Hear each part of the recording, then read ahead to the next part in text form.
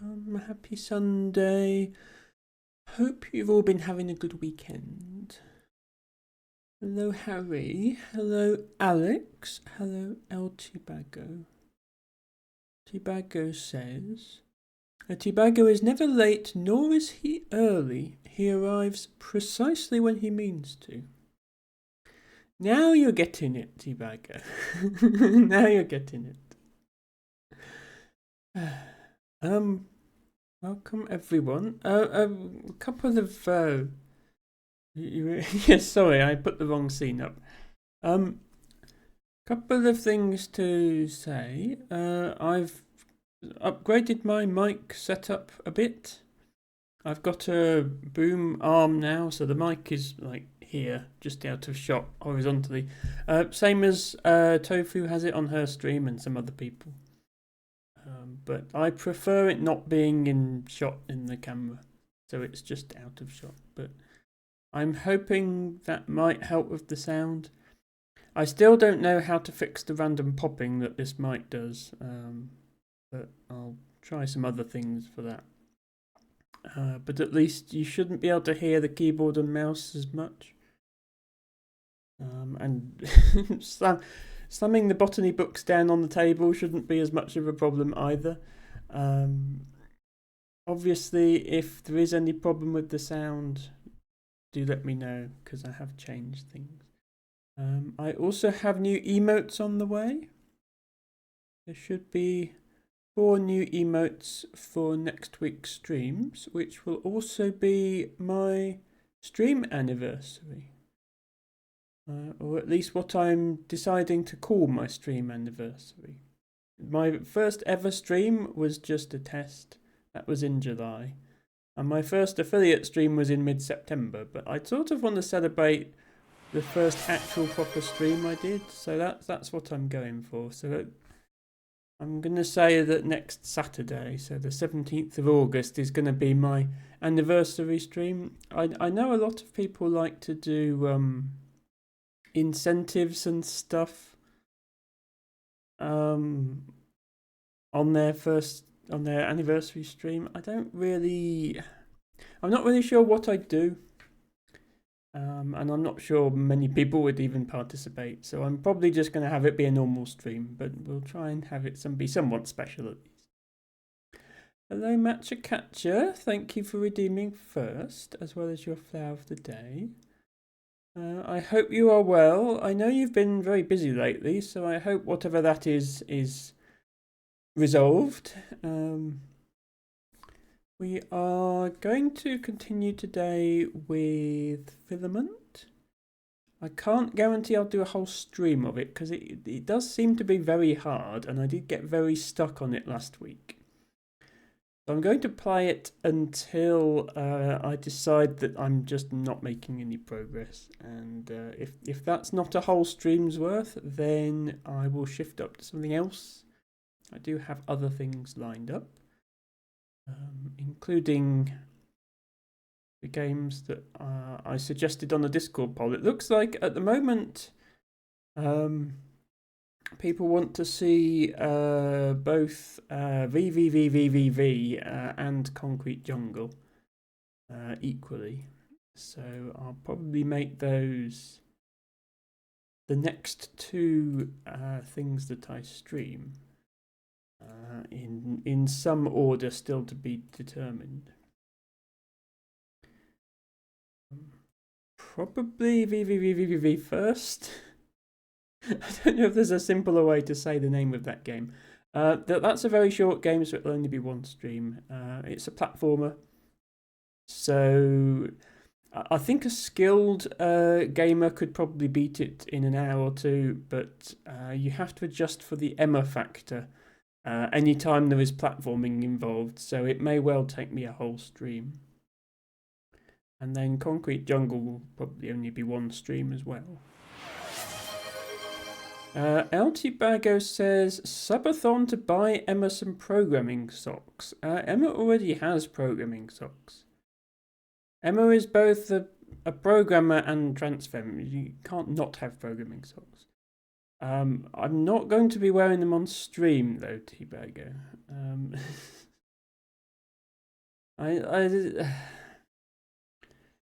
If you want that kind of content, you're watching the wrong streamer, I'm afraid. That kind of content is out there if you want it, T-Bago. Thank you, Matcha, for redeeming Blowhigh. Matcha says, making sure Blowhigh can breathe. Don't worry, Blowhigh can breathe. I shall go and fetch him now.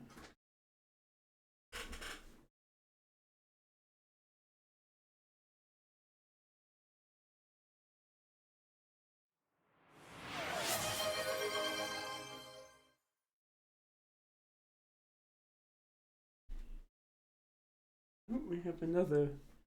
Oh, show outfit. Yes, okay. Here is Blowhigh. He is soft and cuddly, and we love him. Boop.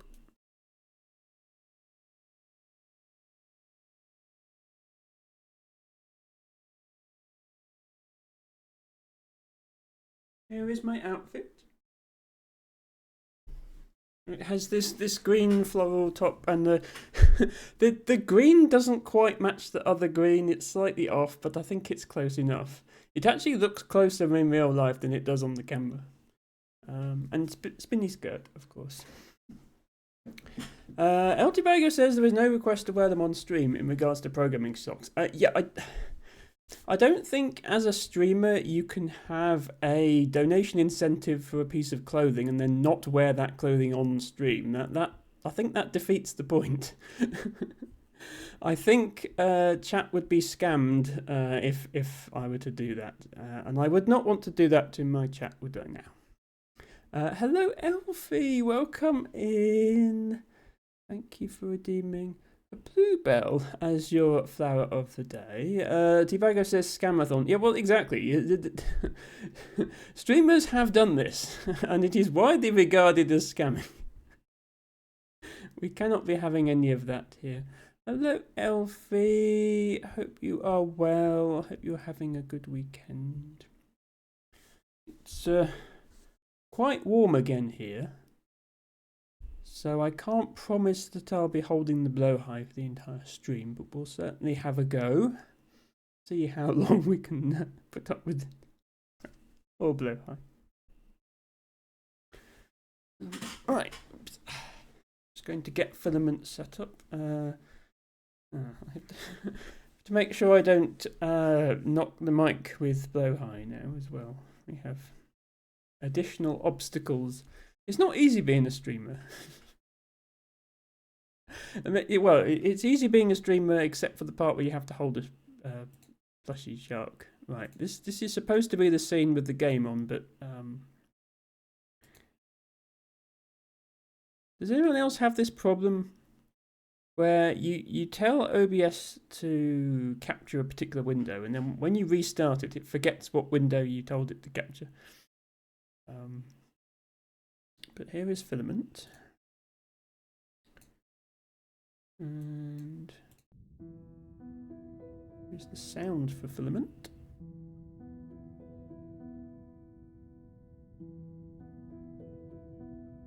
Here is us.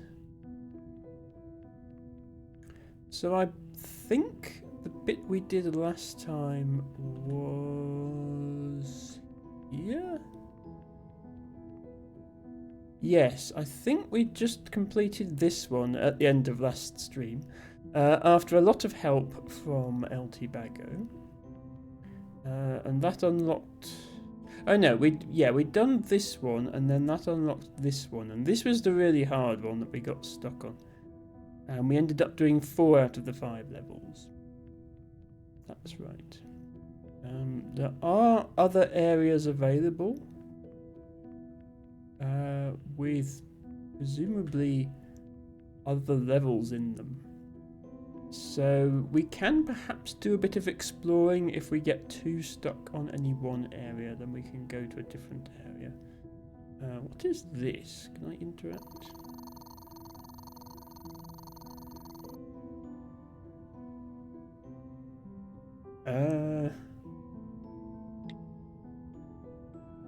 Oh no.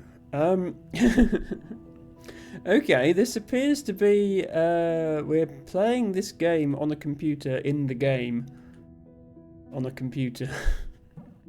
as you do. I mean, this level seems straightforward enough. Except, where's the exit?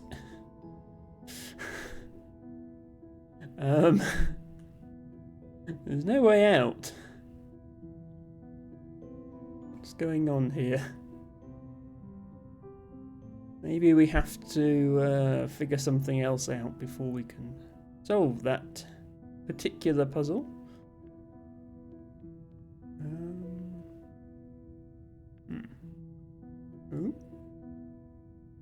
Added item to inventory. Visit a computer terminal to view your inventory.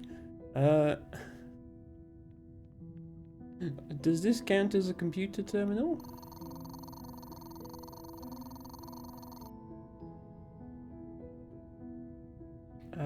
Oh, left mouse button focus inventory. Okay. Oh. Is that what I just picked up? It didn't look like that, but sure, maybe that's what I just picked up.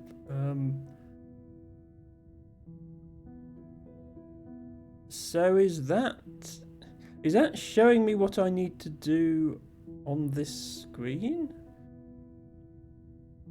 Because it's a 4x4 grid with a wire going around it. It doesn't touch all of the pillars though. So it's not a solution to the puzzles in this game as they usually appear. You can certainly try to do it though. So go like, oops. How do I? Oh.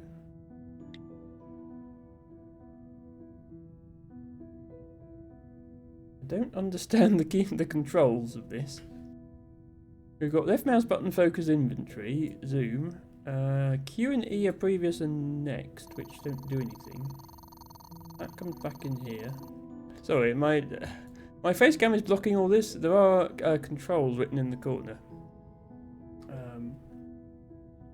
But what isn't listed as a control is moving around this puzzle. Which, nevertheless, I was just able to do a moment ago.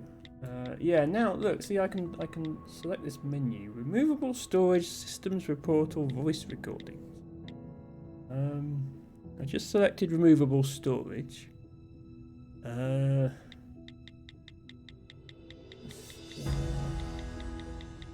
Appears to be a long list of question marks.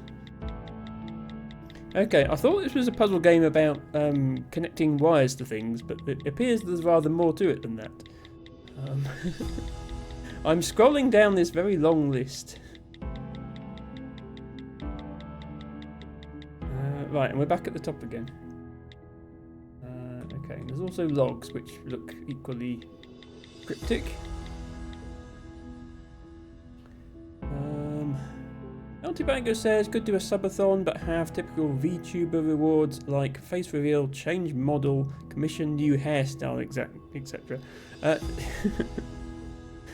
How exactly would change model work, given that I'm not a VTuber? I suppose I could change my outfit.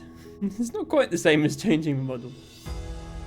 And as far as face reveal is concerned, yeah. People are probably not going to sub for a face reveal. Just saying. Okay, I have to press up arrow and then enter, and now I have this selected. That's helpfully not written in the controls in the corner in any shape or form. So now I'm interested in this. Yeah, so that, and then that, and then that. And then that.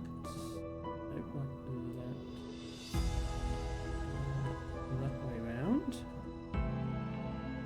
Yeah, I'll think of something. It's just I have to be prepared for just nobody to bother subscribing. And then the end here. Ah, that did a thing. Archive added to removable storage. This can now be accessed from all terminals without re-entering its archive reference. Sure. Okay.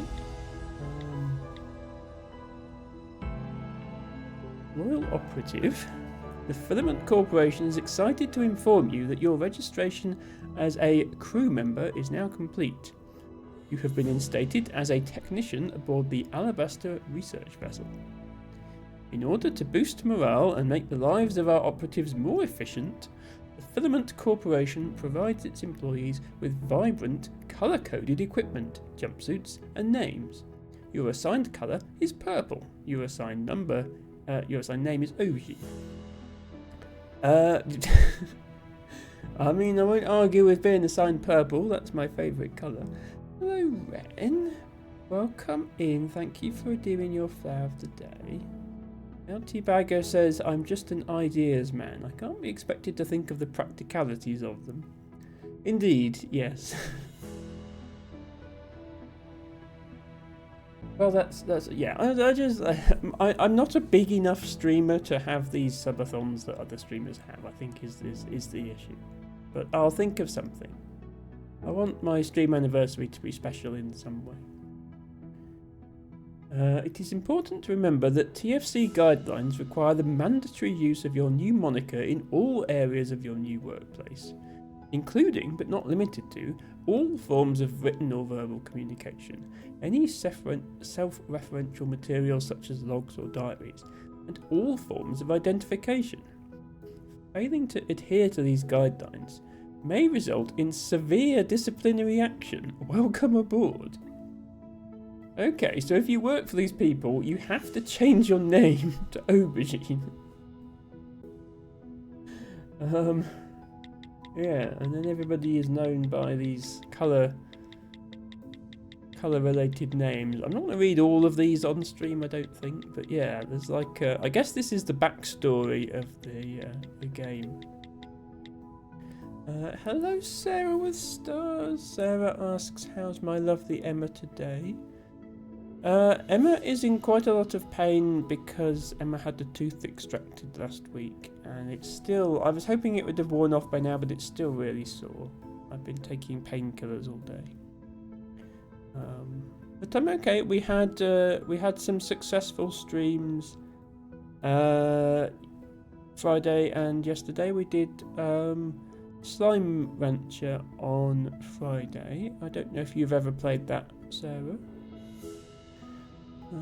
And yesterday we did Spiritfarer. I thought yesterday was going to be the last Spiritfarer episode, but it wasn't. Turns out there's more content I didn't know was there, so we have one more stream. Bagger says, yeah, I'm just messing, whatever you do, I'm sure it'll be fun. Thank you, T-Bagger. Let me do a quick shout out for Sarah's stars. I apologise that I don't have a personalised shout out for you just yet. Here we go. There is a super cozy streamer, often live in the morning my time, so I tend to lurk there while I'm at work, and it's always a fun place to be.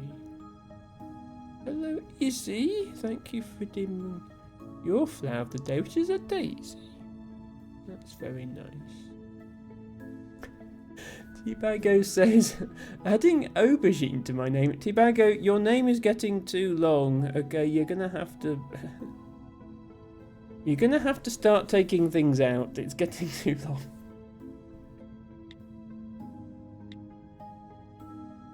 Welcome, crew. You have just arrived at your destination.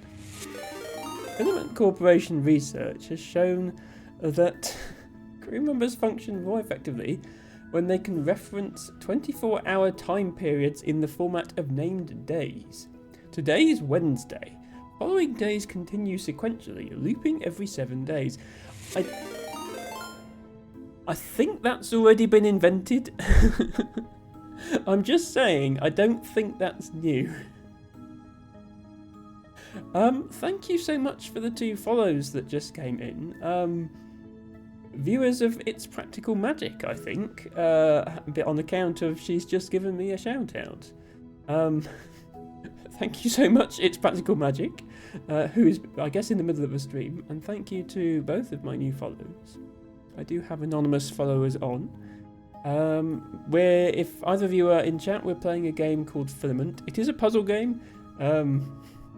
Right now I'm just reading some backstory on an in-game computer, but we will get to the puzzles soon. Sarah says, Spiritfarer just keeps going. I managed to get all the collections and all the fish last Wednesday. Congratulations, Sarah. That is a big effort. There are a lot of fish in that game. I'm nowhere close to getting them all. Yeah, Spiritfarer is definitely your sort of game, Sarah. I'm so glad that you've played it. Izzy says, not a single name field on the internet will be able to deal with T-Bagger's new name. That may well be true. It's more that like the government won't be able to deal with it. The laws on changing your name in the UK are actually quite interesting. You don't need to do any, like there's no website to go to, there's no official forms to fill in, you don't need to involve a solicitor or anything like that. You literally just write out a declaration that you're changing your name, sign it as a deed in the presence of 2 witnesses, and that's it. Your name is now legally changed. The tricky bit is notifying every organisation that holds information about you that your new name is changed, and that's when you're going to run into problems if it's too long. As far as making the deed poll is concerned, as long as you can print it on the page, but there's no standard format for a deed poll. You're just writing out a declaration that I, old name of address, hereby renounce the use of this name and use new name in all future use. And Izzy says they're relatively lax in England and Wales, so long as you're not doing it for fraudulent purposes, go for it.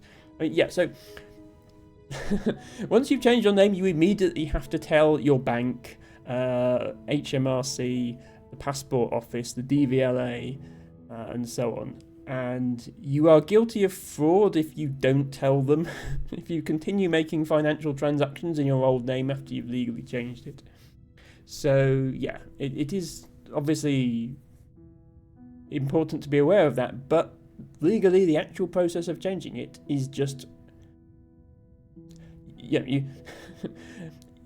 you could get the back of an envelope and handwrite your new name and get your mates down the pub to sign it, and legally speaking, that would still count as a change of name. It's an interesting... It is a very old law that governs that. Wow, the follows are coming in thick and fast today. And all I'm doing is talking about name changes. Clearly that's what people want to see. Hello, Vibrator3000. Welcome in. Love your username. Good to see you here. We've just... the owners of this spaceship think they've invented days of the week. Which is interesting. Let's look at some of the other messages. From Swan. Now that's like... I have to be called Aubergine, and somebody else gets Swan, which is a much cooler name than Aubergine. Naltipago says the new name change yapping meta. I mean, yapping meta on these streams is definitely not a new thing. I mean, a lot of people here are fans of Ophelia, who famously can talk for 4 hours without getting any gameplay done at all, so... Consider yourselves lucky that I'm even reading the on-screen lore here. Let's see what Swan has to say. The day has come. Many years of hard work by countless people have put you there, on the edge of the known universe, to answer questions that will alter the trajectory of our species forever. Be bold, friends, and guide us into a new age. My name is Swan, and I've been assigned to the Alabaster as an off-structure captain. As you're aware, it's the Filament Corporation's preference to relinquish captaincy from a given crew member, and instead pass that responsibility onto a member of Mission Control. I am said member. The command of the Alabaster is my sole duty. I will therefore be available for the contact at all times and will be working closely with you. Yeah, speaking as somebody who's had to work in an organisation where management is not actually present as part of the team, it doesn't work well. It wasn't on a spaceship, but it was the same organisational structure, and it's generally a very bad idea. Vibrator says, Lisa said you were a kind soul and shouted you out. Oh, that's so sweet of her. Yes, I saw the shout out come up in the notifications, and I thought, that reminds me I haven't been in there for a while, so I'm sure I'll try to drop into her stream soon. Let me return the favour on the shout out. I think T-Bago, I think you recommended this channel to me originally, so you know about them. But they do things like tarot reading and stuff like that, and it's generally a really good vibe to hang out with. Oh right, Alice. Okay, this is getting complicated. Alice recommended it to T-Bago. T-Bago recommended it to me. I raided. Alice is so sweet. Alice is awesome. Alice knows all the best streamers. My name. No. Good luck. I'll be in touch after you settle in Swan. Okay, so Swan is our captain, but he's not actually here. Vermilion. Okay. Is that the same Vermilion who's one of the crew in the spaceship in VVVVVV? Because that's one hell of a crossover, if so. VVVVVV also has is also set in space, where there's a crew of 6 people, all of whom's names start with V, and one of them is Vermilion. Hello all. We've just woken up from a rather long sleep, so it's crucial that everyone eats a highly calorific meal to aid quick recovery from the residual effects of cryosleep. I'm preparing a special meal for everyone. It'll be ready in about an hour. Attendance is mandatory, as this is a matter of crew health, but I could think of worse things than breakfast to be obligated to attend. Thank you, Vermilion. I know everyone is busy, but it's of the utmost importance that you all come for a full health evaluation within the next 36 hours. DFC guidelines recommend complete full evaluations no later than 72 hours from arrival. A full evaluation should take no longer than 45 minutes. It's just to ensure you experience no abnormal side effects from the cryosleep. It's worth noting that regulation dictates that any crew member who does not complete an evaluation within the stipulated 72 hours must undergo an extensive body scan and cavity inspection. I don't make up the rules, so please come for an evaluation for both our sakes. Lovely. We have Juniper now. Oh, this is a message from me, I guess, if I'm Aubergine. Just thought I'd let you know that I'm qualified to perform augmentation, maintenance and enhancement. It's not unheard of for cryosleep to cause augmentation to play up a bit or even stop working altogether, so please get in touch if you're worried about it. Hey Aubergine, don't want to worry you, but it seems as though my eyes have stopped working. Sorry, I think I clipped the mic there. It seems as though my eyes have stopped working. They started fading in and out about an hour ago, and now I can't even see my hand in front of my face. I would come and find you, but you know, I can't see. Ah, yeah, this is the problem with augments, I guess, versus, you know, just glasses. Juniper, this sounds like a really serious issue. I need to see you right away. Where are you? Is anyone nearby who can help you get to my workplace? We should probably get Vermilion involved too. Very funny.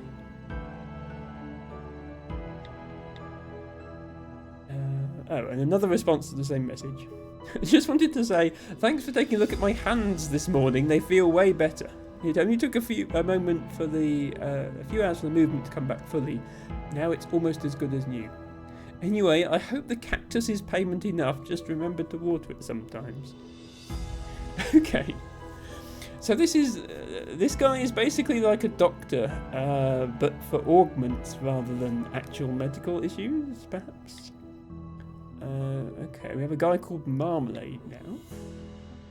Just a quick one. I know we're all trying to settle into our new home. It has come to my attention that our journey here didn't go quite as smoothly as we were told it would. Nothing to worry about. For the time being, I'm going to be busy assigning any damage to the ship's core systems. Because of this, I ask that you only file requests for essential maintenance for the next few days. After that, I'm all yours. I'm mostly just sorting out the OS stuff I was talking about earlier this week. Okay. Engine non-fatal system error. Matt just says, we tried to reach you about your eye-seeing warranty. Oh god, imagine, that is one hell of a dystopian capitalist future, isn't it? Sorry, your eyes are now subscription-based. I'm afraid you haven't paid your subscription this month. We will be remotely deactivating your eyes.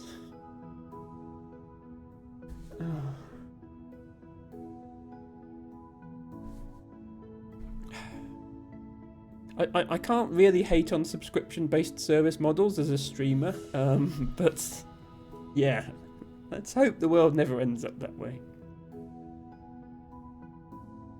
El Tibago says, remember to buy the colour DLC. Yep, you'll be seeing in black and white otherwise. Hi, Aubergine. Just finished work on the engines. They're fully up and running, but I can't seem to fix this one error being printed to the log. Lost connection to secondary pilot controller, redirecting data to primary controller. Caution, system load above normal. Monitor closely. Seems to be a software issue with the engine controller. I've distributed a patch to all engine systems that should resolve the issue. Let me know if it happens again. I would be pretty uncomfortable if I was on a spaceship, you know, in the middle of space. And the spaceship was the only thing keeping me alive, and we were having to patch the engines because of software bugs. Vibrator says, plus a reactivation fee, of course. Want to see your family? That costs extra. I don't know.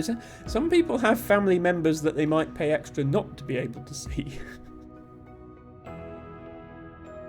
El Tibago says, normalise paying for healthcare with succulents. Yes. One for the Americans to consider. If they're not willing to move to universal healthcare, maybe they can move to cactus-based healthcare. We have Canary now, who is the yellow person. Since maintenance of the station is well underway, and we're still on schedule to begin research midway through next week, now is the perfect time to revisit research protocol. What is expected of you? This is important for all crew members, regardless of assignment. This is a research vessel after all. Whilst I've attached the full research protocol guidelines document provided by Mission Control for you to peruse at your leisure, as head of research, I've written a condensed and comprehensive list of the protocols I expect you to follow at all times. Let me know if you have any questions. I will be testing you on this later. Okay, we don't seem to actually have that research protocol, but sure.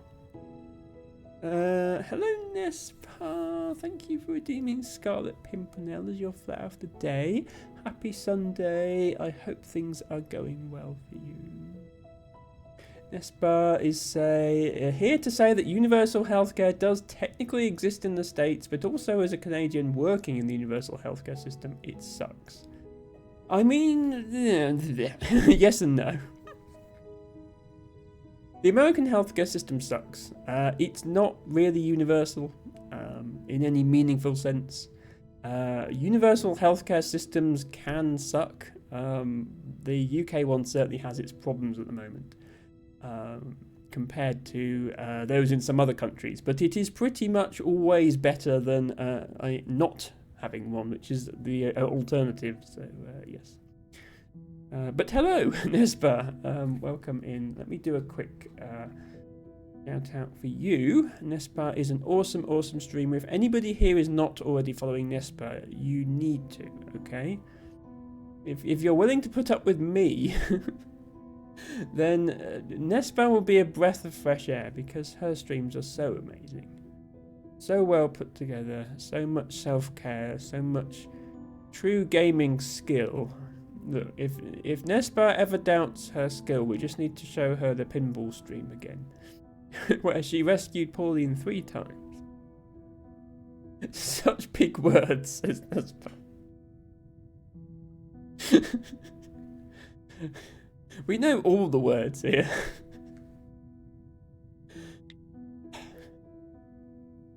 Thanks for your cooperation. Now a moment to talk about the mandatory exercise regime. There's an awful lot of mandatory stuff on this ship, isn't there? As I'm sure you're all aware, it's imperative that you keep on top of your fitness for the duration of the mission.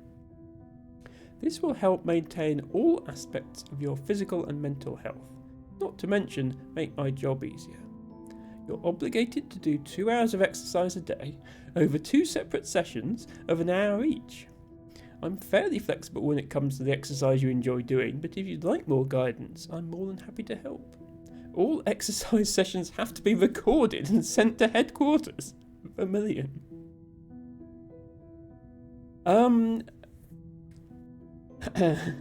Vibrator says, as a person living in the US for all of my life, I'm not familiar with what you're referring to. Well, Vibrator, it kind of depends on whether you've had any kind of serious illness in your life that required medical care. In the US, it's not uncommon to receive medical bills of thousands of dollars or even tens of thousands of dollars, and whilst yes, your insurance will pay much of that, the insurance itself isn't cheap and your copay is often significant. Those who can't afford health insurance are often either unable to access medical care entirely or saddled with lifelong debt after obtaining medical care. This is not a problem in most countries in the world. Less wealthy countries may be unable to provide certain medical care in the first place, but when they do, it's generally free. Here in the UK, we do have private healthcare as an option for the rich people to use, but most of us have to rely on the NHS, which is not entirely free at the point of delivery. There is a charge for prescriptions, for example, which I think is about £10. The idea of getting hit with a 5 or 6 figure sum for medical treatment is entirely alien to most of the world. Vibrator says, I don't know of any universal healthcare here. Yeah, so there's the thing known as Obamacare, the Affordable Care Act, which is not universal healthcare. It was sort of an attempt to step in that direction, but yeah, I'm not intimately familiar with the details of how those things work in the US. Nespa is probably better qualified to answer than me because she works in the industry, although she is Canadian. Anyway, exercise is good, but there's an awful lot of mandatory stuff on this ship. Okay, essential maintenance complete. Thank you for holding your maintenance requests while I worked on getting the core systems back up to scratch. That's complete now, with the exception of a spacewalk scheduled for next week to fix minor hull damage. So for now, I'm all yours. Send through any maintenance requests you have, and I'll get on them ASAP. Minor hull damage is, a bit worrying. I don't suppose you know if I could get a hold of the camera footage from the greenhouse during our cryosleep, do you? There's this plant that should be in bloom. I have to know if I've missed it. Pistachio is a botanist. Finally, somebody I can relate to. The fabled unflowering flower. During cryosleep, we don't store all the footage from the flight. It's mostly boring footage of empty rooms. We do, however, store short 30-second clips every 12 hours. I imagine that should still give you most of the insight you are seeking. But correct me if I'm wrong. I don't do plants. I could show you how to access it after I've finished up here. Aubergine. T-Bagger points out the prescription charge is only for England. Scotland and Wales have free prescriptions. It's something that people can struggle to get their heads around from other countries. It's a bit like, so America, you have the federal government that's divided into states, and the states have some powers of their own. And the UK is also divided into 4 countries that have, 3 of them have devolved governments, England doesn't, that have some powers of their own. But it's sort of the reverse of America. In America, the states were established first, and then they merged to form a federal government, whereas The UK was originally governed entirely from Westminster, and then devolved powers were handed out to Scotland, Wales, and Northern Ireland. I'm going to read all these now. I realise we're now 45 minutes into the stream and I haven't played any of the game, but I mean, Nespa is here. Nespa would thoroughly approve of reading the manual at any opportunity. Wouldn't you, Nespa? Sorry to continue bombarding you with emails. You'll be relieved to know that the majority of my duties are very much geared towards the beginning of this mission. You'll hear less from me after next week. Yeah, T-Bago knows what's up. I just wanted to remind you that it is highly recommended that you record logs in the terminal at least once per week. These logs are just for you. No one else will read them. There has been extensive research done on the mental health of crews in isolated locations. The two best things you can do to ensure good mental health are as follows. Share your feelings with a qualified professional, which would be me, and get into a routine of writing down what you're feeling. The logs can follow whatever structure you desire. I cannot stress this enough, these logs are for you and no one else. But I bet this guy still has access to them. Let me know if you need anything or want to talk about it. Reminder about workplace etiquette and decorum. I would like to begin the day by asking all crew members to kindly respect TFC guidelines in regards to their personal workspace, as well as that of others. I don't wish to point any fingers, but it has come to my attention that somebody tracked mud through a number of the third floor corridors, in bare feet no less. This kind of behaviour is unprofessional and inconsiderate. I will consider submitting a formal report if it continues. I mean, yeah, you don't want mud in your spaceship now, do you? I don't know if anyone else has noticed, but Sable has been very lethargic since we arrived. I'm starting to get a little worried about her. Can everyone just keep an eye on her for the time being? Check she has food and water and is nice and comfortable and stuff. Thanks, guys. I was just with Marmalade when Pistachio's message came through. We thought we could organise a rota for looking after her. How about we meet after the debrief and sort it out? Let's say 1945. Oh dear, we have an unwell person on the ship who has not sent any logs. Oh dear, mandatory briefing on research protocol. I've received a number of questions in response to the research protocol guidelines I sent out earlier in the week. Rather than address each query separately, I'm going to hold an hour-long briefing at the end of the day. Headquarters agrees this is something that should be resolved before research begins. As a result of this, they've altered all your schedules for the day to free up time for the briefing. This briefing is mandatory. See you all later. And then the very last message in here, for the time being at least, is, do you have a grinder? I could do with one for something I'm working on. Any chance you have one lying around? Yeah, I got one. Swing by my workshop and I'll sort it out. Okay. So none of this makes us any the wiser as to why the ship was in so much trouble and why the crew are nowhere to be seen and it's just me. Clearly something has gone wrong. Ooh, there's also this. Systems report. 5 systems online, 1 system unresponsive, 69 systems offline, nice, 49 unresolved issues. That's not what you want to read on a spaceship. We have some technical difficulties. Let's just put it that way. Okay, so red thing means anchor, green thing means collectible. Blue thing means some corrupt text that I can't read. And there are 3 floors. Okay, I'm guessing this is a map of the facility. I'm trying to figure out where we are in this map. I can't quite get my head around how this layout relates to where we are. I was hoping there would be a "you are here," but maybe that comes later. Actually, I have a feeling... oh, I can't...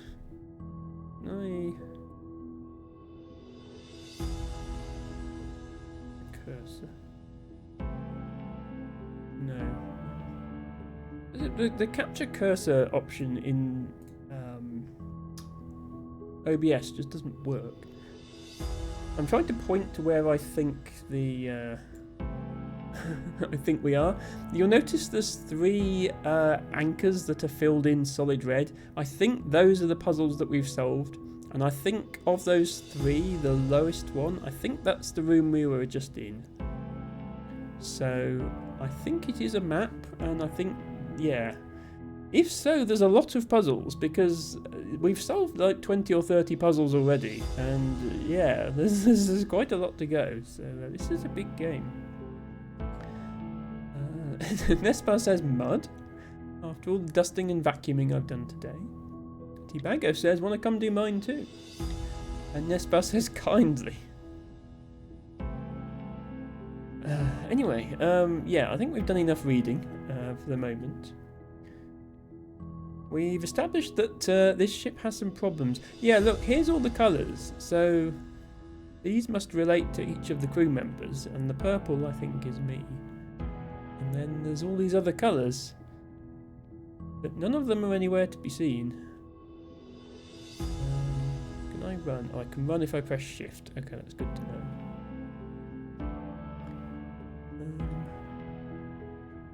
Oh, new note fragment found under the pinboard. There's a lot of collectibles in this game. I need to start paying attention to the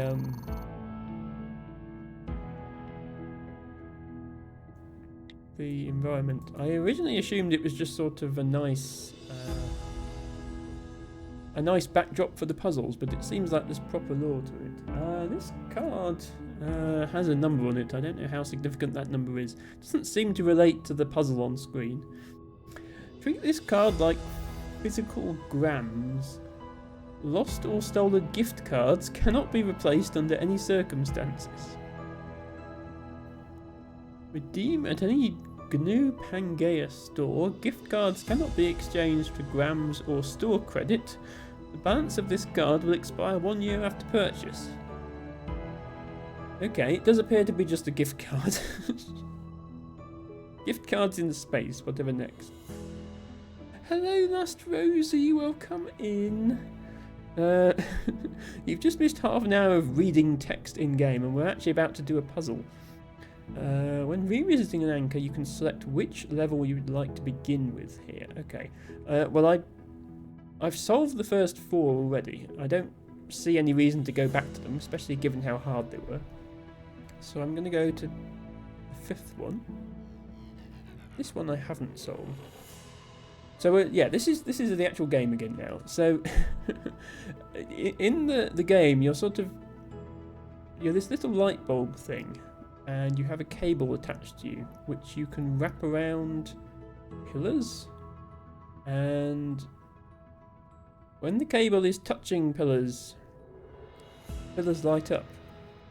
And the objective is to light up all the pillars in the level. You can't cross over your own cable, so I can't go back through here. And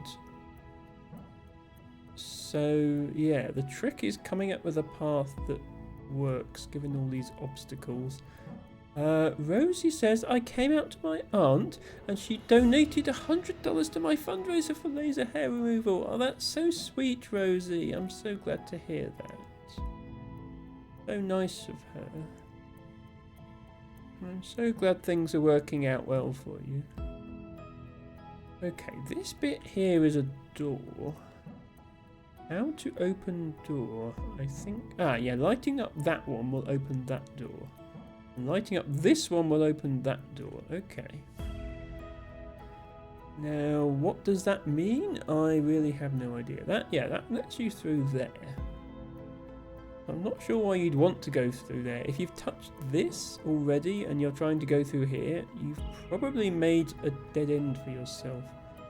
What if I go here first and then here? And then here. I suppose, yeah, that does a thing. I'm still stuck, but that's a possible reason to go through that door, I suppose. How about this? Okay, that's a reason to go through that door. I suppose I shouldn't fall into the trap of assuming that every door has to be used. There might be doors that are just there to throw me off and be awkward, and they're not actually needed. This door is definitely needed. There's no way to make this light come on unless this door is open. So I definitely have to go around here to open this door in order to switch on this light. This light is also going to be hard. I think I have to go around here in order for that light to come on. Then I'll do what I just. Oh no! Now I can't fit through that gap. Okay, yeah, this game. This game has a lot of cases where you're going, oh, this looks alright. Oh no, hang on, now I can't fit through that gap. That's like a recurring theme in this game. This is pretty close to getting them all. There's only one at the top that's not open. Unfortunately. Yeah. I don't know how to get this one. Suppose. Yeah, this could be the end. The end of the game could involve coming through this door and out there. That would work. But in order to light this up, you would have to wrap yourself around there, I think. So yeah, maybe that also comes at the end. If that comes at the end, then this comes at the end as well. Yeah.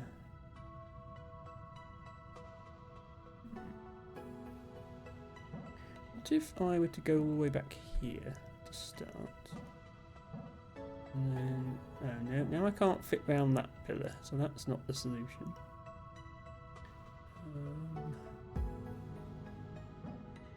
To start by going like this. Yeah, how about that as a start? And then oh, I thought that opened that door. It doesn't. That and that. Okay, yeah, there's two wires going into this door, so both of them have to be lit up before I can use that door. That's important to bear in mind. I need to figure out how I'm going to light this. This looks like it should light up this pillar, but it doesn't. The wire just isn't quite touching it because of the angle.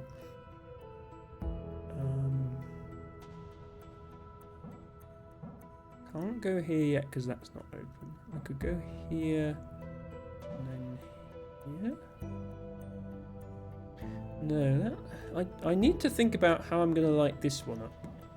Because if I do it like that, I've got nothing else to go to this way.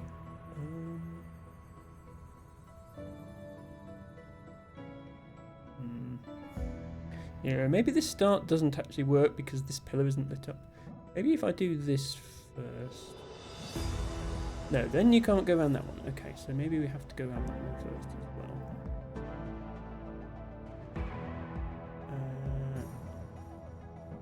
Then I was going to go here.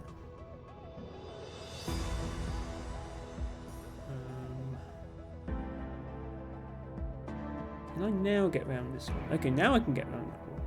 Okay, that feels like progress because all of this is lit up now. Oh no, this one isn't lit up. Stupid game.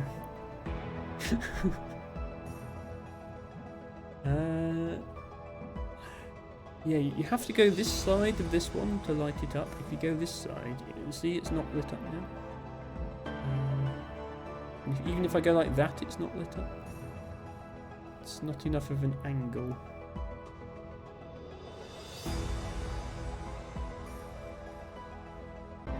What if I go...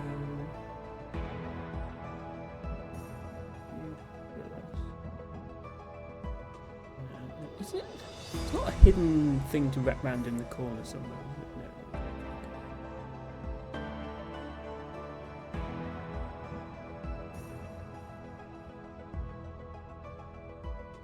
No.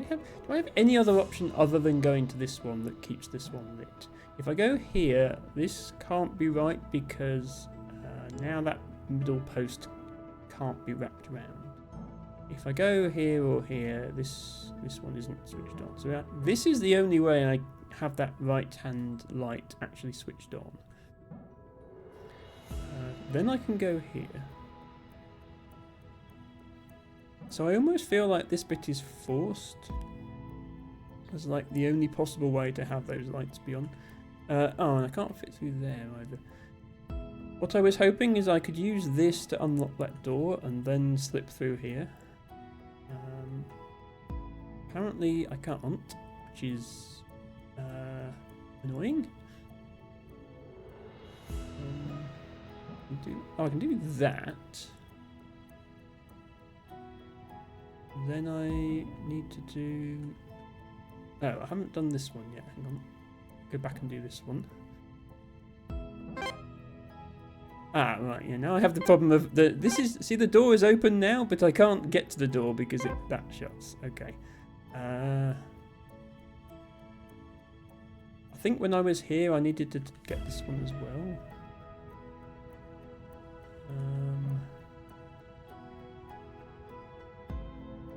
And then, yeah, not that, because that doesn't work. That. Phew, we solved a puzzle! Sarah Star says, is Emma trying to cheese it again? So allow me to put you at ease by introducing our little breakfast club to you. The headmaster, if you will. No, it's the breakfast club. She headed up research here. Then there was Marmalade and Aubergine. You'll have to blame Philcor for the names here. Those two were responsible for all the systems you see here on the ship. Real smart dudes. Then there was Vermilion. He was our well-being officer. He controlled our diets and kept us exercising. Kindest man I've ever met. And from Earth of all places. Finally, there was our botanist. A botanist! Yay! Oh, and there's me. I approve of any game with a botanist in. Yeah, so Sarah's referencing last stream that I played this game. There are 2 levels I didn't actually solve the puzzle. I managed to find a way to cheese it and get through the door without all the pillars being lit up. But that's not possible in most of the levels. Vibrator says I've never seen a game like this. Yeah, so I do play a lot of quite hard puzzle games on this stream, and this is certainly no exception. This game is called Filament. It's available on Steam. Let me just drop a link in chat for anybody interested in the game.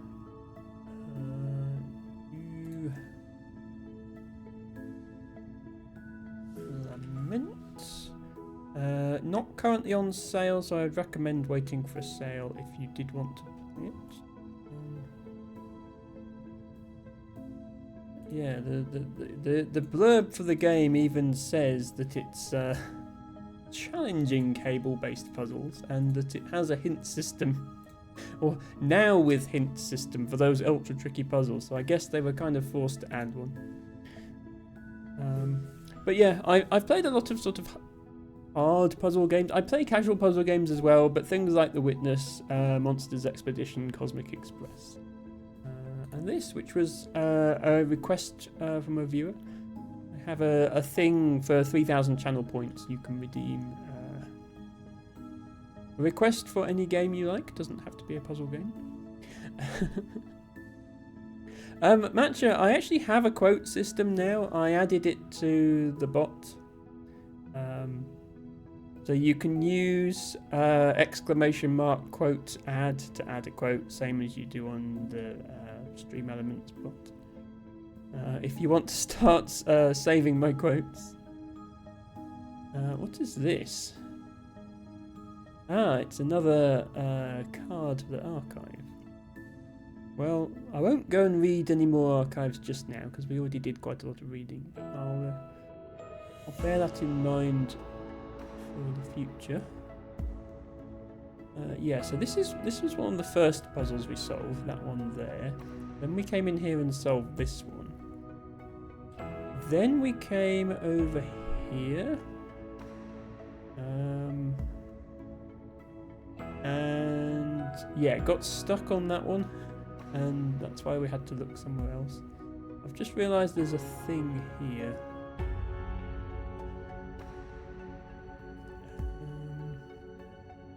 Okay, and it's another of these cards. Okay, so that's Juniper's card. I guess there's a different card for each crewmate on the ship, and then they all get pieced together at the end. Honestly, this concept of having crewmates with different colours is reminding me of another game. And I have to say, I think Red is the imposter. Red sus. It does work. Yeah, Manchu, I don't know why you're so amazed that some of my programming actually works. And then you should also be able to do quotes. Yeah, like Harry did to get exclamation mark quote will give you a random quote. Obviously, there's only one at the moment. So yes, feel free to add quotes, anybody who wants to. I think only VIPs and moderators can actually add them, but you're free to suggest them. There is absolutely no way I would stand on this floor in real life. It appears to be a window to the planet below, with a very swanky curved sofa. Sarah says, my mods can't be trusted with the quote function. Yeah, quotes work better on some streams than others. Nespar, for example, has a very extensive quote library on her streams. But then she says some crazy things, so, you know, it's appropriate. I'm looking for puzzles, but... I guess... this is the staircase. Yeah, so we saw on the map that there are 3 levels. This must be the 2nd floor. Given how hard the puzzles are, I probably want to stick with the 1st floor until I've made a bit more progress. Welcome aboard the Alabaster from the Filament Corporation. Okay. But at least I know where the stairs are now. It's this way. Puzzles. I should have expected there would be puzzles. I guess there's actually quite a lot of possible starting points for my next puzzle. It seems like every room has like a first set of puzzles and then possibly some more puzzles afterwards. So if I get stuck at any point, I can switch over to a different area and try and solve the puzzles there. Obviously at the moment I have no idea what each set of puzzles involves. Let's try this one. Going on in here. Ooh, fancy flooring. Oh, and yellow lamps instead of white lamps. Okay. Well, that was a very easy puzzle. I guess it's just introducing the concept of yellow lamps. Wait, no. Okay. Never mind, I can't exit. There we go. Okay. So... there are yellow lamps and there are... right, and these are... yeah, we've seen these before. These blue ones stop your wire from functioning, so you need to not touch them in order to solve the puzzle. But then, having said that, I sort of assumed that touching the 2 yellow ones would let me out, and it hasn't. So, what do I need to do differently? Do I need to touch them in the opposite order? No. Do I in fact need to touch these? Oh, I do need to touch these. Well, hang on then, how does that work? Okay, touching the orange one and then the blue one makes my wire go black, which I think is bad. Touching both orange ones and then both blue ones works. Touching one blue one makes my wire go blue. Okay. I think I have an idea of what's going on, but let's see. So that makes it orange. So now I can't touch the blue. I need to touch another orange. Then I need to touch a blue. Then I need to touch the other blue. And if there's multiple orange, then what? Orange, Orange. Oh, that's not a pillar. What? This doesn't light up when you touch it. Okay, this is something different to what the first few levels introduced. What do I do differently? What if I come straight here? No. Oh, when I touch one. Yeah, when I touch one, my wire is yellow, orange rather. And when I touch the second one, it's white again. So do I need to touch this pillar whilst I have a orange wire? Okay, I understand. Let's do that. So let's apply what we learnt. We need to touch these two pillars whilst our wire is blue. Our wire will be blue if we touched one blue pillar. We can't then touch an orange pillar because that will cause our wire to go black. We have to touch the second blue pillar first, then we can touch an orange pillar, and then another orange pillar. So we need to do that, except we also need to touch both of these blue pillars in the process. That only touches one of them.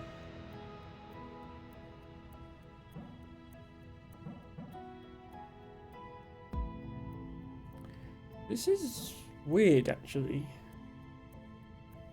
I have to come past this pillar twice. Once to touch the orange and once to touch the blues. I can't touch the blues and the orange in the same pass because when I come to touch the blues, my wire will be blue and I can't then touch the orange. How do I do that? How does that even work? What if I touch the orange and then come back round? Oh, okay. I was thinking that this wire my first wire would be blocking the second wire from actually touching the pillars, but it doesn't work like that. My wire can clip through itself. Okay. So that does touch both the blues. There we go. We are learning new stuff. So, Pluto, despite having been here all but a single orbit, you're already making far more sense of these anchors than I ever did. This kind of thing was never really my area of expertise. If it wasn't helping me pilot my ship, then I wanted nothing to do with it. Not the best attitude, I admit. To tell you the truth, I'm still not sure what these things do. They were meant to stop some spike on some graph that I'm told was important, with the minor side effect that literally all systems are no longer remotely accessible. Useful, right? She makes a good point. If solving these puzzles is required to keep the ship functioning, then no wonder it's broken. These puzzles are hard. That was a very poorly thought out design. Okay, we have another of these cards. For Aubergine. Week 2 for Aubergine. Okay, so we already had week 1 for Aubergine. This is week 2 for Aubergine. This must be more of the same type of puzzle, I guess, because we've just unlocked it. Yes. Right, now we have 3 colours of wire. So the way this works is once I've touched one colour, my wire goes that colour and I can't touch another colour until I touch the same colour again. So once I've touched blue, I need to touch the other blue. Then I can touch some other colour.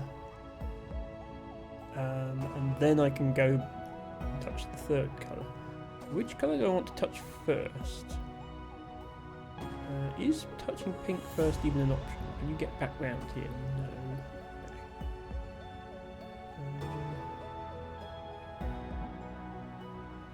Yeah, so touching that pink one first is not an option. Touching this pink one first is maybe an option, but it doesn't look promising because I can't get to the second pink with it being on. Okay, so we don't touch pink first. We touch blue first. We could then touch orange. Can we then touch pink? Yes, we can. Okay. Do seem like I'm getting less stuck on these than I did on some of the earlier ones. But right, now we have 4 colours. So again, if we touch orange, we have to touch other orange. If we touch the 2 oranges like that, though, I don't see how you ever get to the blues.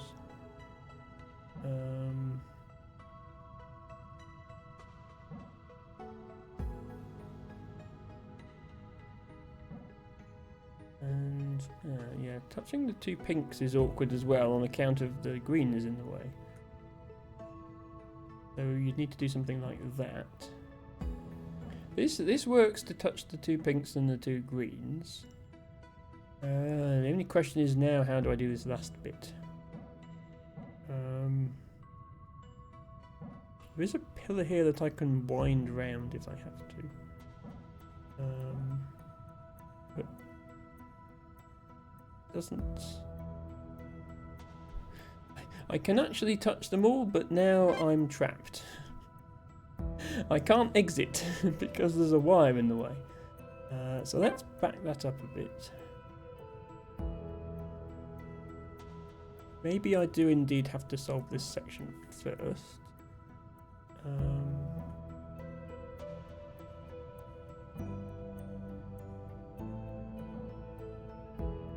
No, I've got nowhere to go there. What if...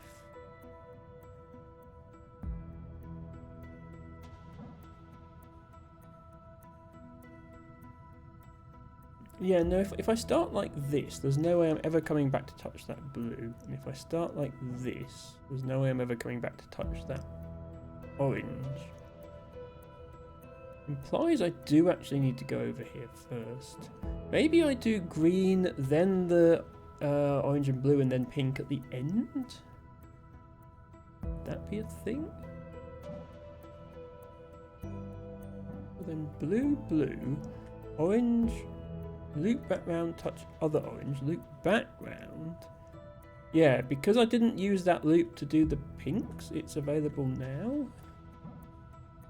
Okay, there we go.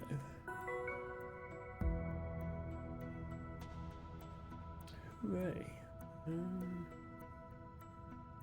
Right, so now we have these pillars again. The pillars that don't have a brightly coloured dot on the top, you have to touch them whilst your wire is that colour. So if I was to get a green, then before I touch the other, before I touch this pillar, I would need to touch that pillar.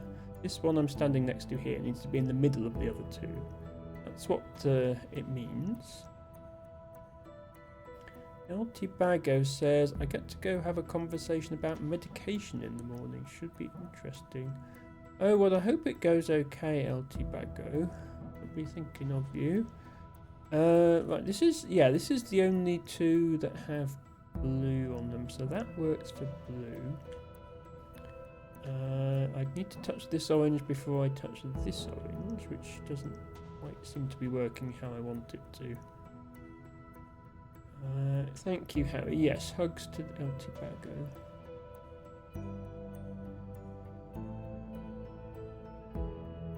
If I come up with an alternative way of doing the blues like that, which doesn't then use this thing up here, which might allow me to come here. Wait, how does that not turn the orange one on? That seems wrong. I guess that's why this is here then, so that I do that.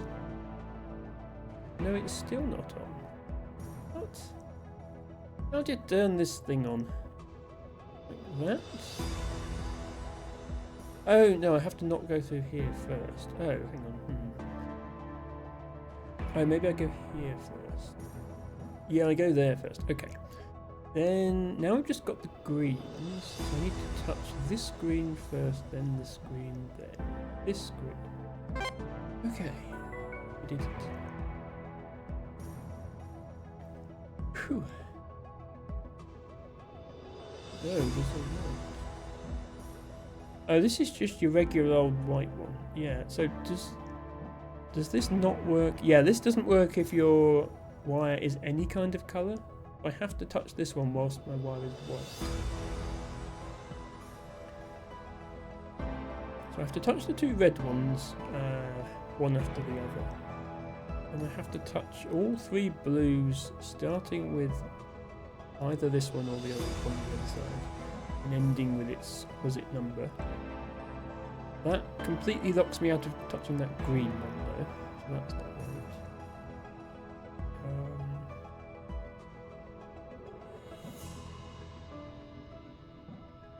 do the blues first.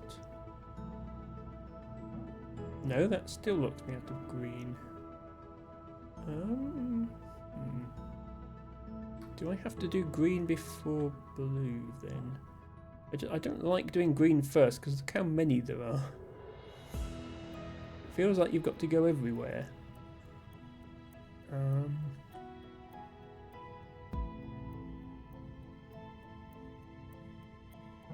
Can't even start with that green, I don't think. I think we have to end with that green. Oh, we could do that. Let's start with that green. No, it blocks us off.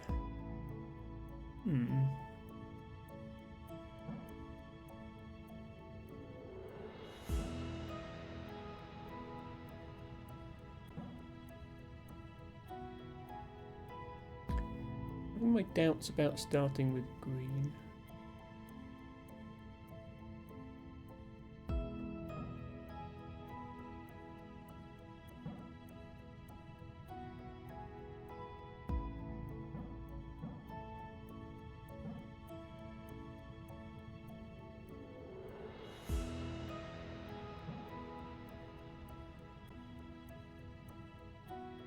Oh, that doesn't even touch them. Chibago says, thanks, the last one didn't go well. I'm sorry to hear that. But this team have been nice so far, so we'll see. Could be nerfing Chibago though. Maybe a little less unhinged won't be a bad thing. Oh dear. Well, we do want Chibago to be the Chibago we all know and love. But yes, we would like him to be healthy as well.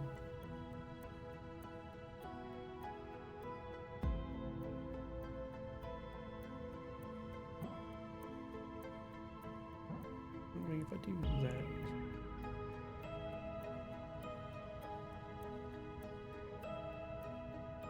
No.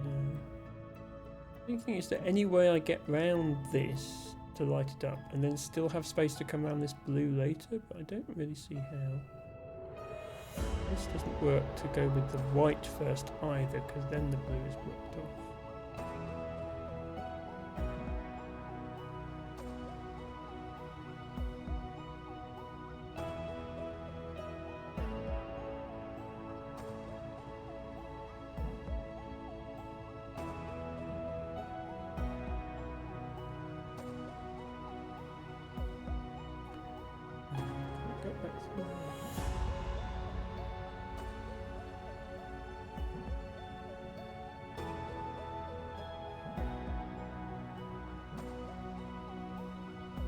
Yeah, no, so I wanted to come down here in order to get up to this screen and finish the greens. Yeah, I'm back to green being first, as you can see. Does this give space to go around the... No, that doesn't give space to go around the red.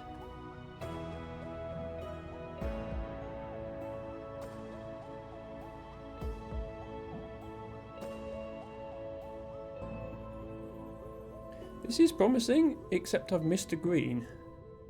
Like, I've done all the greens now, and I could go here and get all the blues. Then I could grab this white, and I could grab the two reds.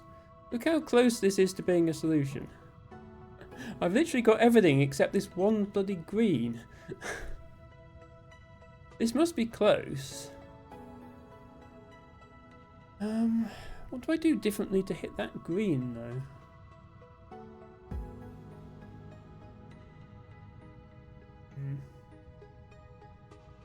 For the game. I think I've got the right general idea with the order we want to do this in. So start with green, in other words, and then do blue, then red, then white.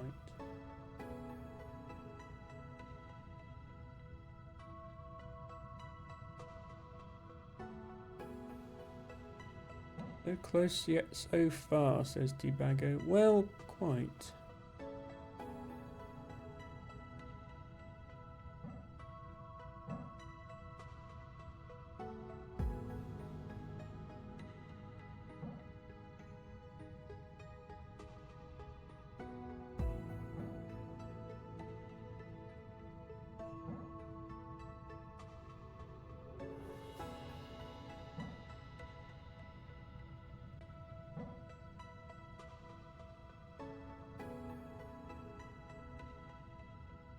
See, I can only see this as a way to get this one. And the problem with that is we needed to go back down and loop round this in order to come up here afterwards.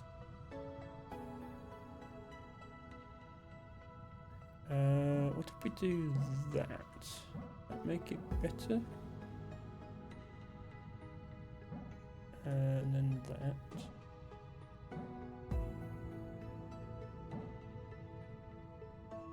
Ah, okay, this might be it. Hooray! We did it. Phew. Yeah, these are hard. So this is the final puzzle in this section. We're back to just two colours. We have orange and we have blue. They both have 3 pillars. So it's either going to be blue first or orange first. If it's blue first, we could come here. But then, yeah, we're kind of blocking off an orange if we go there next. So we ever do this blue first, and then no, then we'd have to come here.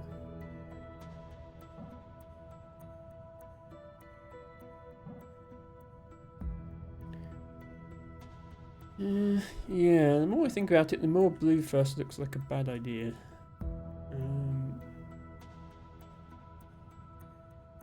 That doesn't actually trigger the blue. Yeah, let's try orange first then. So if we come here, like this orange, here to get that one. Oh, and we're trapped. That's not a good idea. So yeah, we do need to make sure we can exit. Where is the door? The door is here where we came in. Maybe we go here first. And round here to get to this one. Actually, maybe just here would be okay.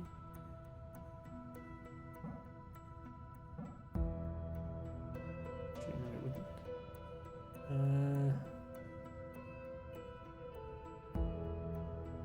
That's annoying.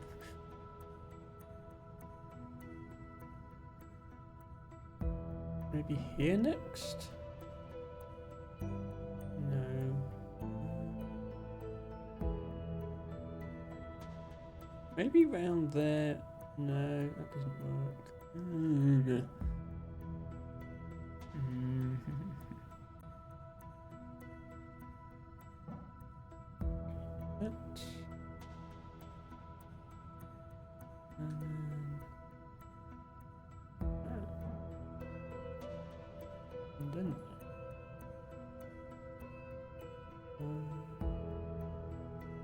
No, because we needed to get to this to go around this orange to start orange. Can I do blue without using this top pillar?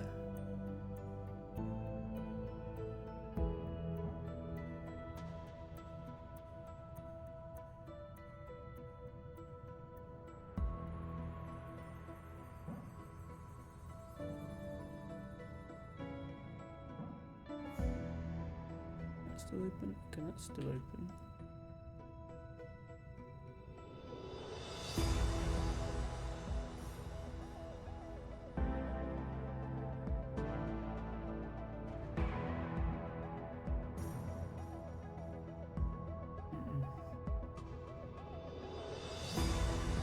I don't think this is right.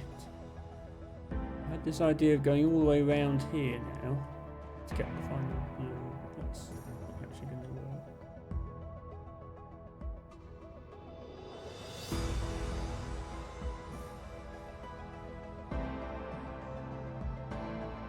Yep, into that. Does that leave space to get back through here? No. That way goes.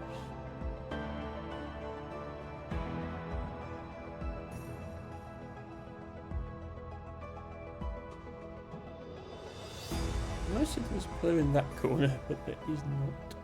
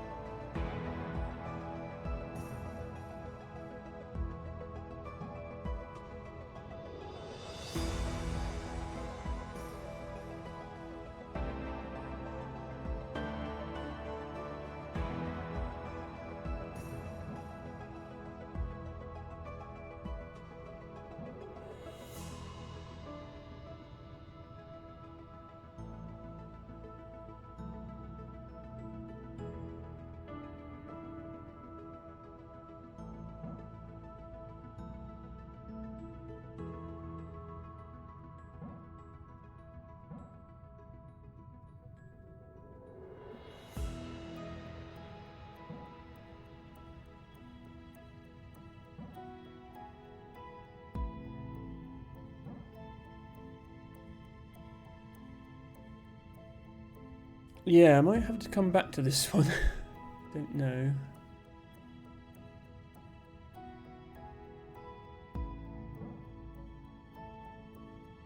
Doesn't get the middle one.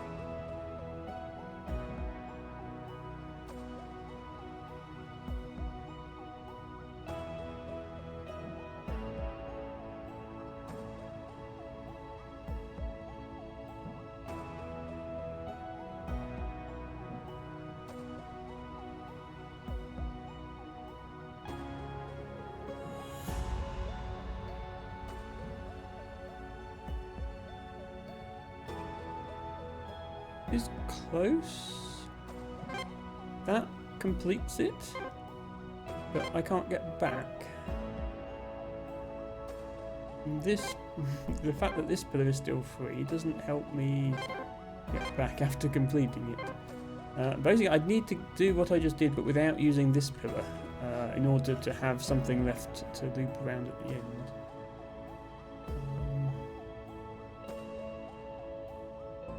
But I can't go this way around the blue, because then the blue doesn't actually light up.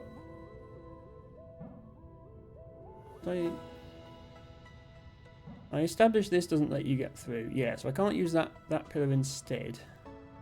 And I can't use that pillar instead, because now I can't get this blue.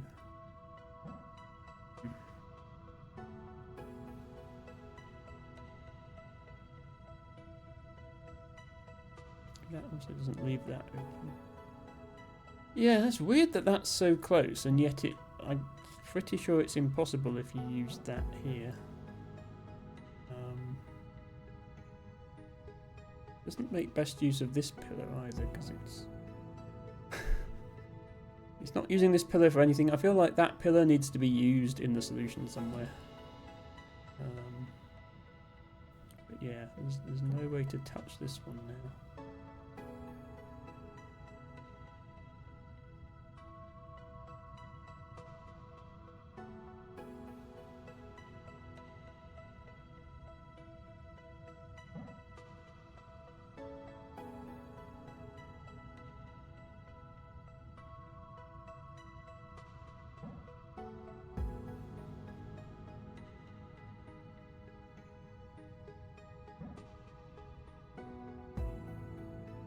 Yeah, trying to do orange first just doesn't make sense, like nothing lines up.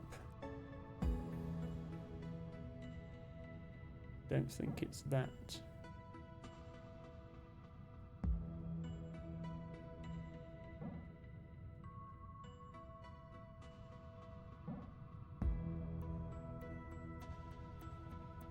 This looks okay until you consider how do I touch that blue. This lets you touch the blue, but completely blocks off the orange.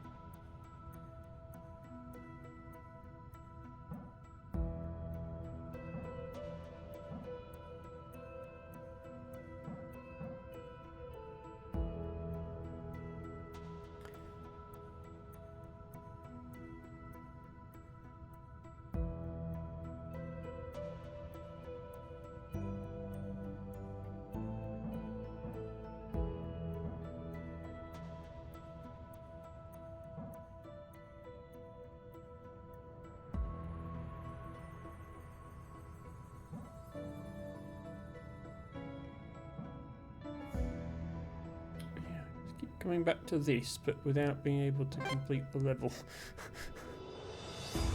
The door is right there, but it's on the other side of this wire. And no, I can't cheese it. There's no jump button in this game.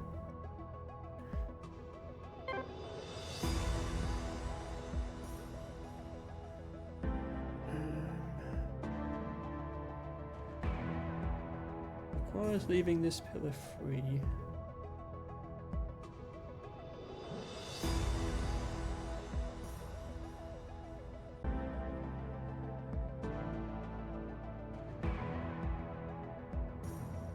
And not obstructing access to any of the orange pillars, which obviously you would do in most cases.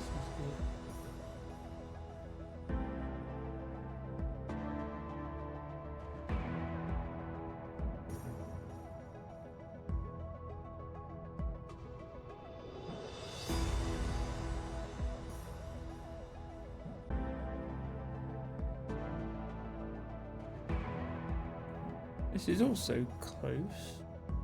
It misses out the orange pillar because I can't get to it.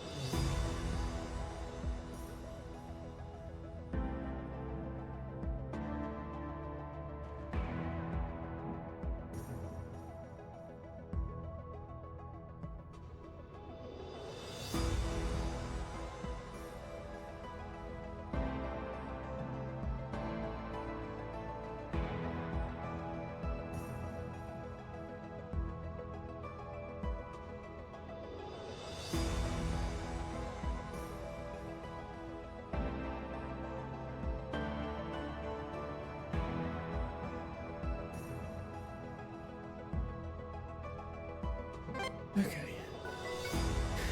Don't ask me how I did that, but I did it. First thing you noticed when you climbed aboard. I'll tell you what it is for me. Smell. I always imagined the smell on a ship like this to be, like, clinical, you know? But no. Like freshly cut grass. Freshly cut grass? Something to do with the oxygen recycling, I'm told. Well, we have all those plants. It goes a long way to help you forget you're trapped in a metal box. If only for a second. The endless void out the windows brings you right back, though. Auntie Bago says, how did you do that? I specifically requested the opposite of that. Card.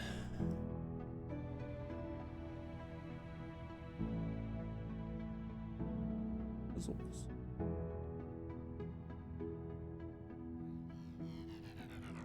Oh, this is going to be even more of these puzzles, yeah. I might have to find a new puzzle type to do soon because I feel like these are going to get really hard.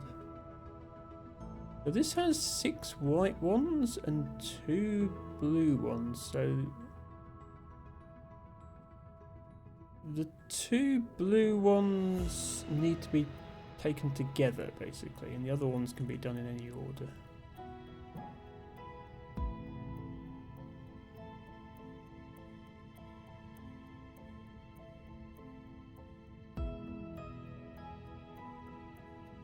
Just wish. See, my controls don't. Yeah, my space bar works to rewind your wire in this view, but you can't move around in this view. It's definitely a criticism of this game. I wish you could move around in this view, but you can't.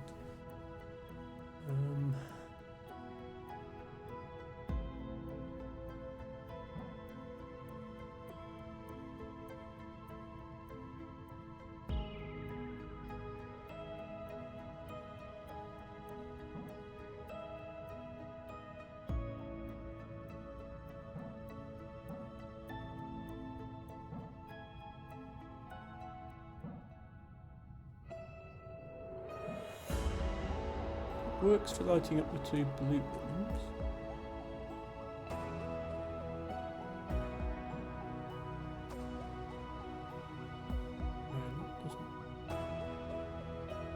Yeah, I think I have to leave this hole accessible for later use though. Which begs the question, how do I get into these blue ones?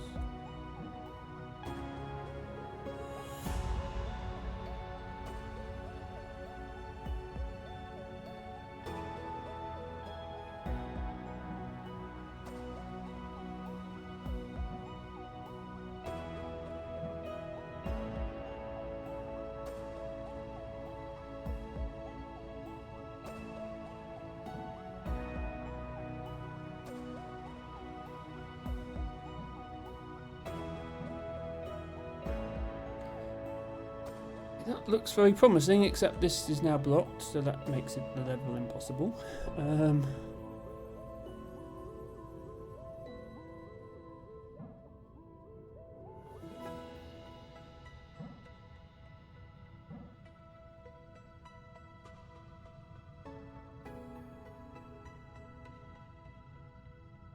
Is what I had before, isn't it? Yeah. Doesn't actually work is the problem.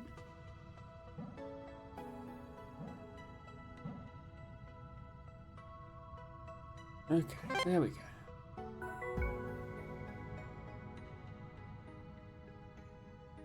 Tobago says, whatever you did, I'm glad you did it. My brain was starting to itch. Okay, I apologise for causing itchy brain. So here we have 4 white ones, 4 red ones, and 4 blue ones. But the red ones all have one of these on the top.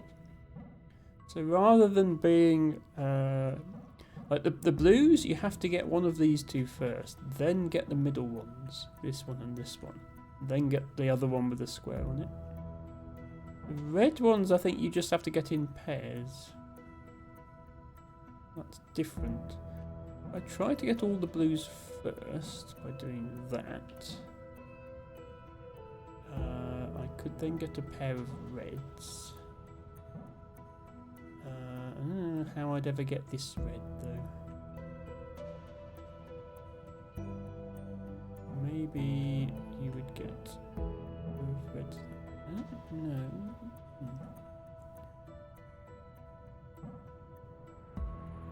I would need to wrap myself round a white before I got to the next red if I went that way.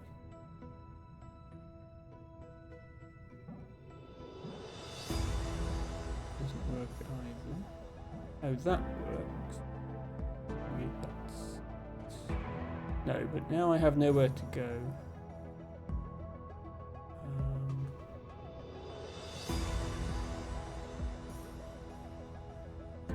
I do like the idea of starting with the blues. It seems reasonable.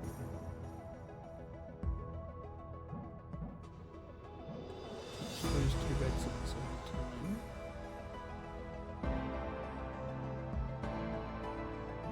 Do that. And then we just need to touch the remaining whites. But oh, if I just got this white at the start, that would work. Hang on. Rewind. I went here first. I think that would work. Then we came down here.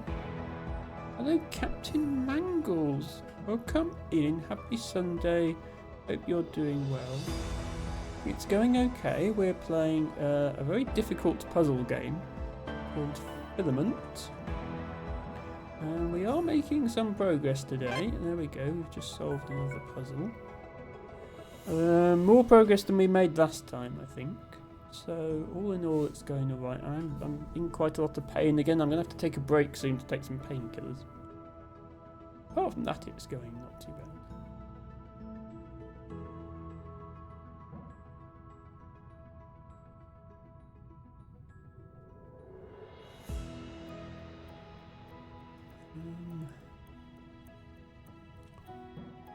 Okay, 3 greens, 4 oranges. There's no way to get to this green without touching this other green first. So we either get this green first, or we get this orange first.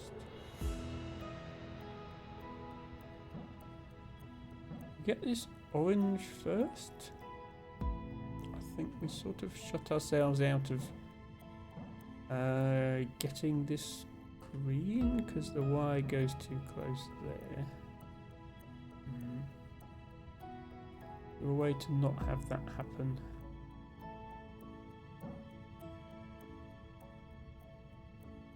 Really? No, we have to go to that one next. Okay, so I don't think getting the orange first works. Let's try getting the green first.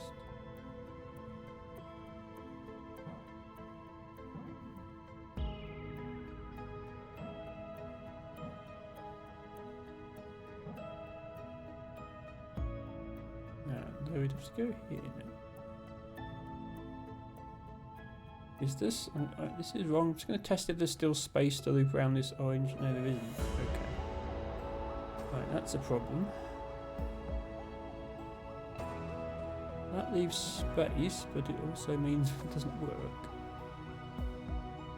No, there's no extra pillars anywhere, are there, that I'm just not seeing? No, I don't think there are. Okay.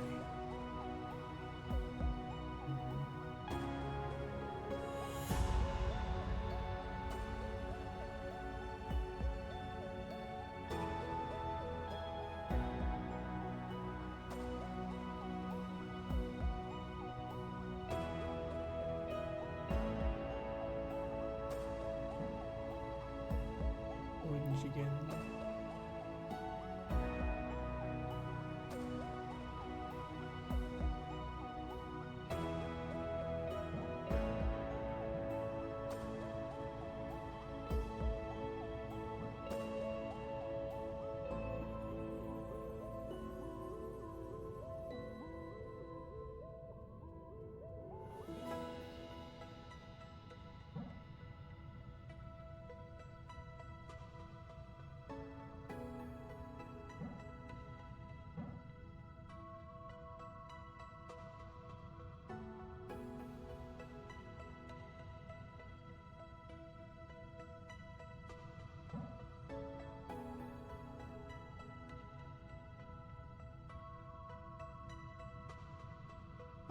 Okay, I honestly don't see how this one is possible at all.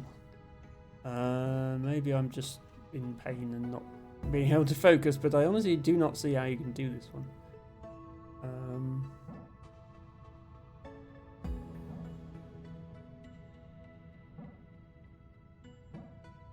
This blocks access to this green one completely. Like the rest of it looks promising, but until you get here, and if I could loop back round this, I could solve the level, because then I could come all the way back round here, loop round this, then we'd be done. But yeah, this one.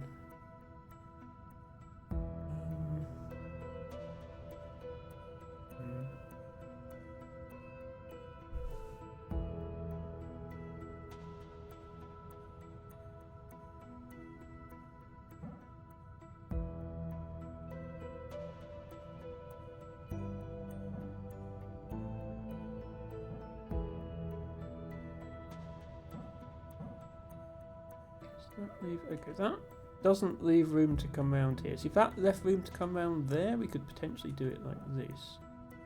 Rather like... This would be an option. If there was space here, but there isn't.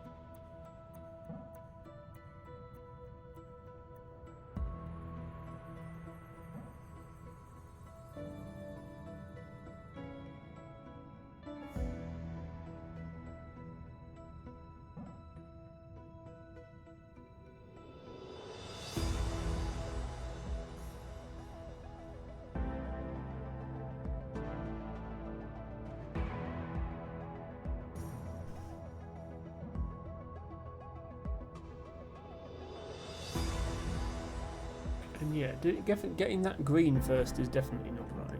And yeah, the other thing was getting that orange first. This looks like you should be able to fit there.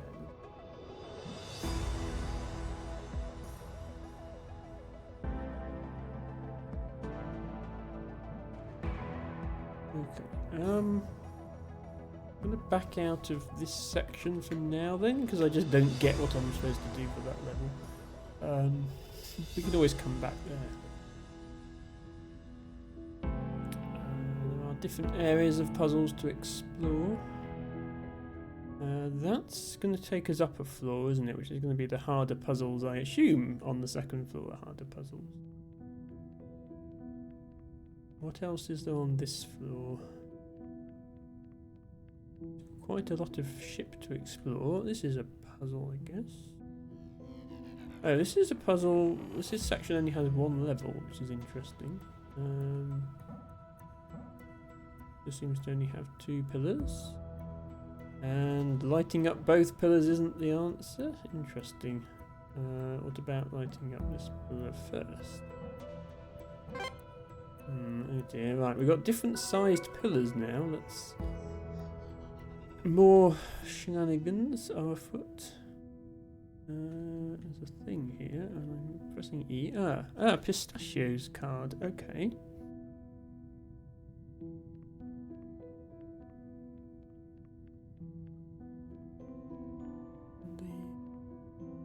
I don't know, is this like the power source of the ship or the engine or something? It looks like a giant pillar from one of the puzzles.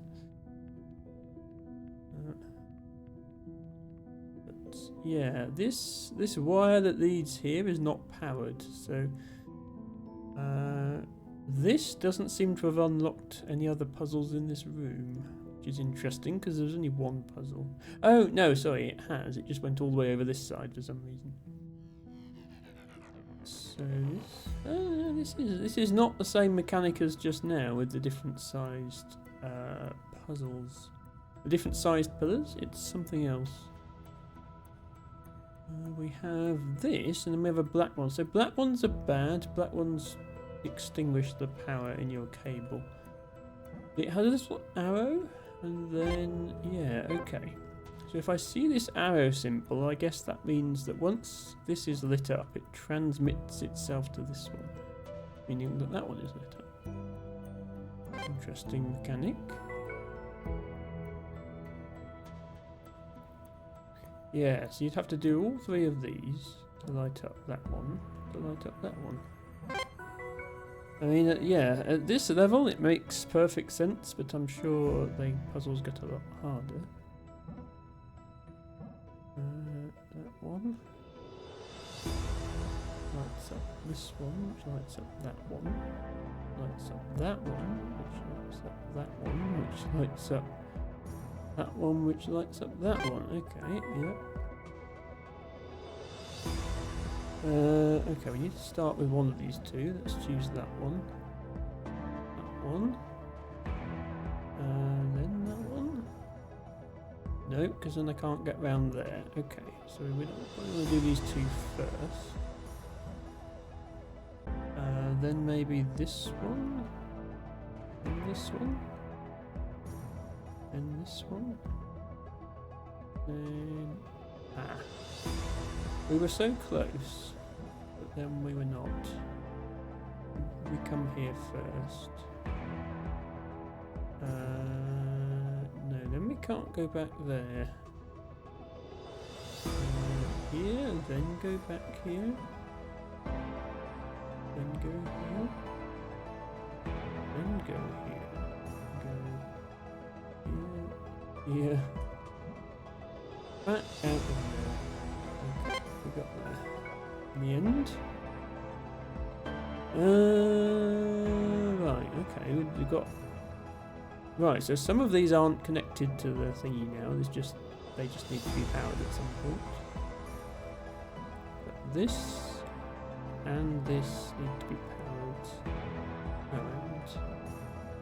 And this to power that one. This is we're back into difficult puzzle territory, I think. We need to power both these to power that. No, we need to power 3. 3 of these to power that one. Okay.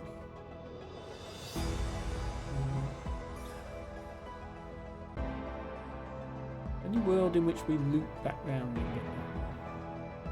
I don't think there is, because it needs to be powered too early for that. This is possible. But we can't get to that one.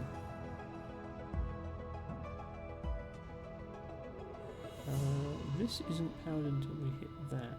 So we could do that, then that, then that. But yeah, still not helping. Okay.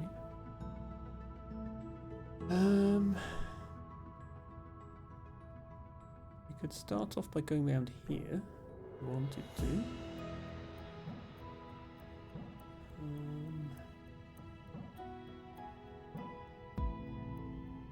Powering almost everything, but still not powering this, unfortunately.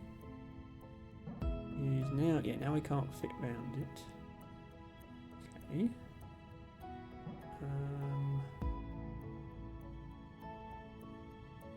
It's about going here first, then doing all this nonsense. And coming all the way back round and powering that one. Then coming here, and now this is powered. No, oh come on, game.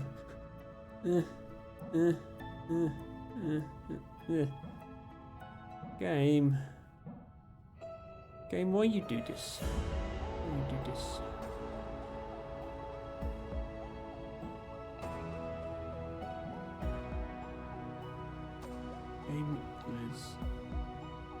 Okay, so in that case we perhaps need to do this as the powering of that. So to start look like this. But then how do we ever get this one? Actually the start looks like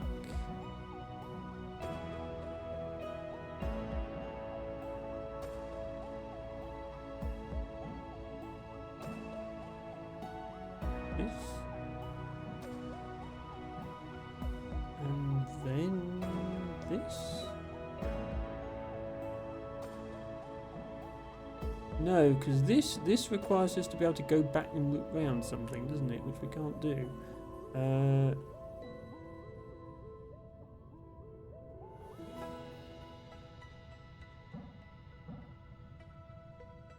This is a thing we can loop back round, but this isn't powered yet.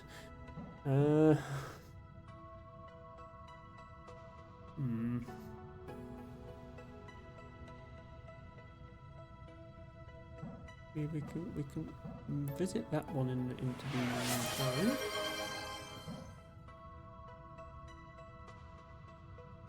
That's no good either.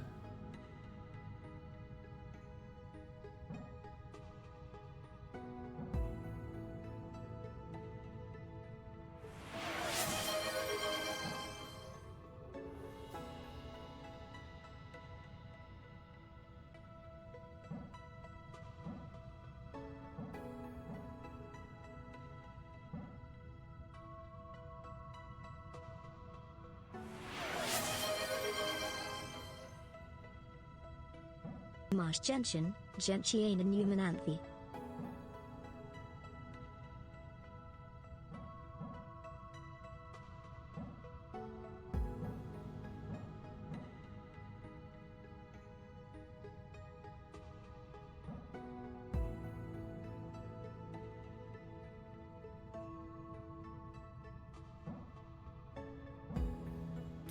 This is just the solution I had before, and it still doesn't work for the same reason it didn't work last time.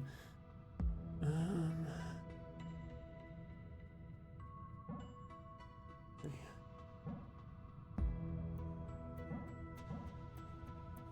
we start by going there?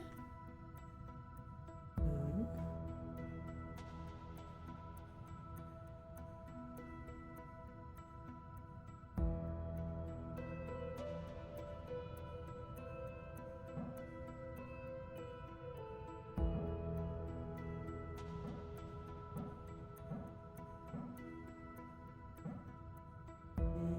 Do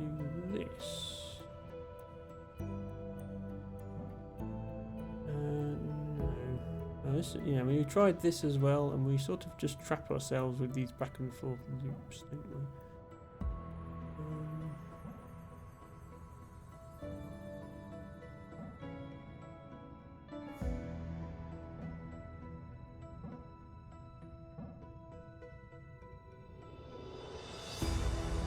And the other, yeah, this is then. There's two things I've tried. There's that, and then there's this, where you go back around here and make this one. Those are the two, and this is the more promising of the two attempts because it looks like we're about to win, and then no, it doesn't quite line up. Hello, Verdsky. Thank you for redeeming your flower of the day. So there must be something to do with looping this one at some point. I can think. But it's not this because we can't fit through this gap. Thank you, Verdsky, for being cute. Always. Good to have you here. We're playing an extremely impossibly difficult puzzle game called Filament. We're struggling with it. This blocks off that, so that's not an option. This makes that impossible.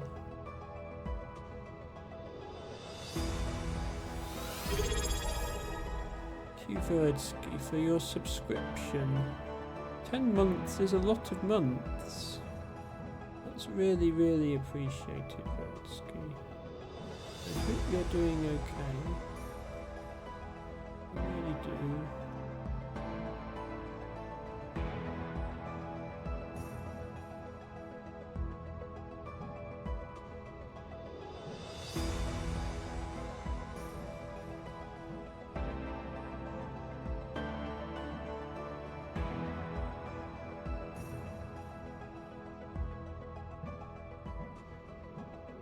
This is close, except we haven't lit up this pillar, and we can't just go to that pillar on our way there because it's not lit up until we touch this one.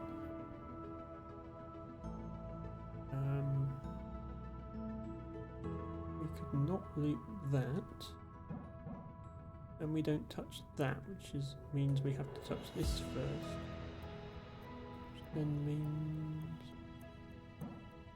no longer have anything to loop round, which was the whole premise of this solution, so that doesn't work.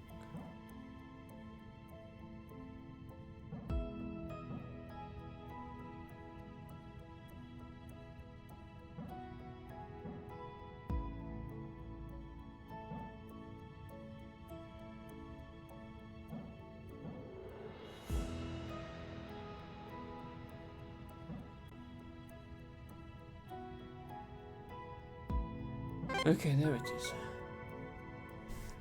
So, Whew. I've been eating emergency calorie paste for the duration of my time in this cockpit. Do you happen to know how many flavors of emergency calorie paste there are? Emergency calorie paste. There are 2 flavors of emergency calorie paste. Initially, I figured that eating a different flavor each day was a good plan, but retrospectively, this is not the case. I now hate both equally. One of these allegedly tastes like mangoes, whatever those are. Bet you can't guess what the other is, though. I'll give you a hint.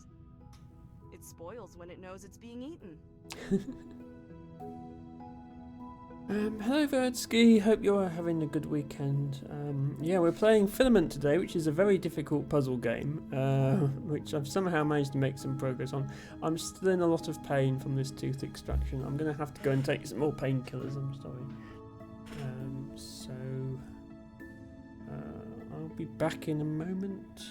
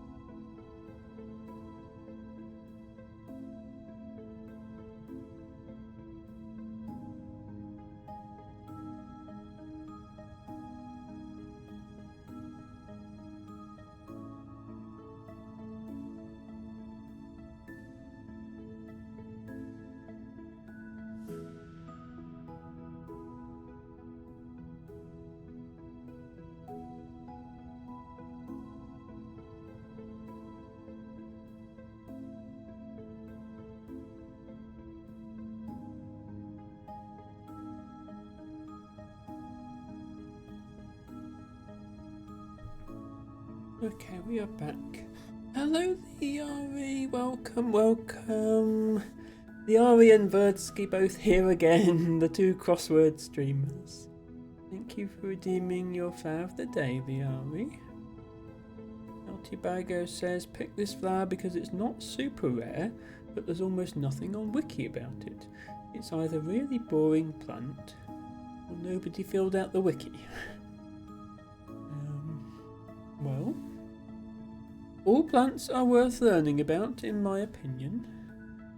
So, Tobago has chosen marsh gentian.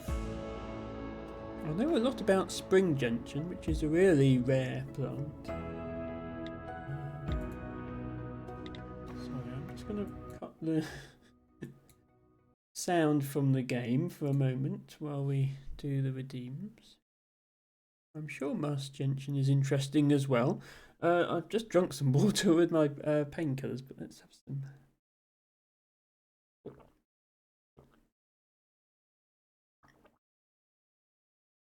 Have some more. We'll do some stretching. This is our midstream break, so this is a good opportunity for anybody else who's been watching for 2 hours. Get up, stretch, move around a bit, get a sip of water.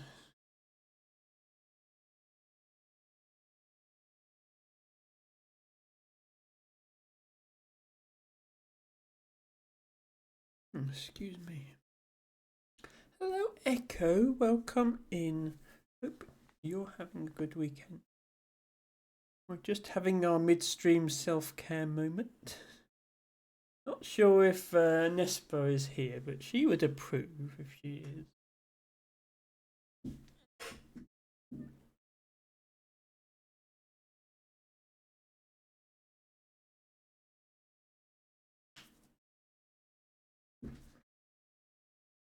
Echo says that was a good stretch. We try our best. I'm not as good with stretches as I could be, but I try my best. Echo says, lately whenever I stretch, I get the best pops out of my neck. Not sure what changed. Yeah, no, my neck is not good. My neck is wonky and stretching is not going to help it, but I do my best. Make it any worse. Anyway, let's get the botany books.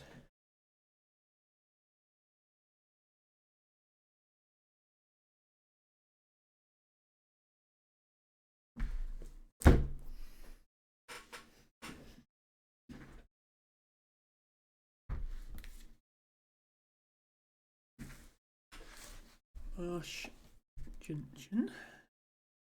Gentiana pneumonanthe. Makes it sound like the plant's got pneumonia.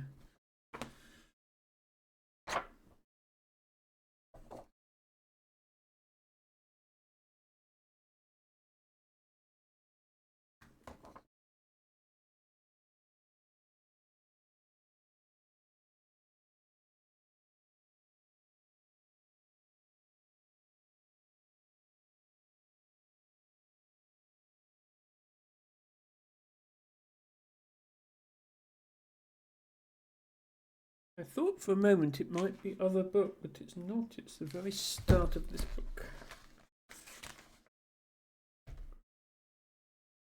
Here we go. So marsh gentian is quite a rare plant, not as rare as spring gentian, which is really rare, and it's quite famously rare. So that might be why the wiki doesn't have much information about it, Debugger.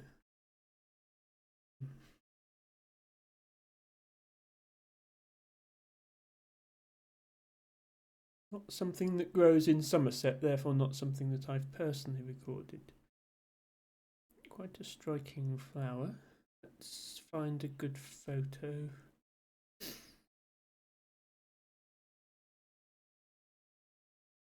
So, much like spring gentian, the flower is closed up like this when it's wet or dark, and then it opens in the sunshine. Try and find a photo showing both the open and the closed flower to show it does. There we go.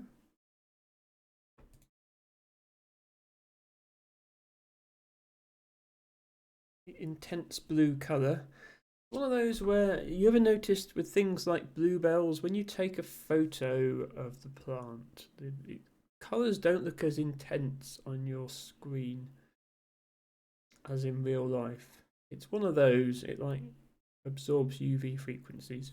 So it's a really, really intense blue if seen in person.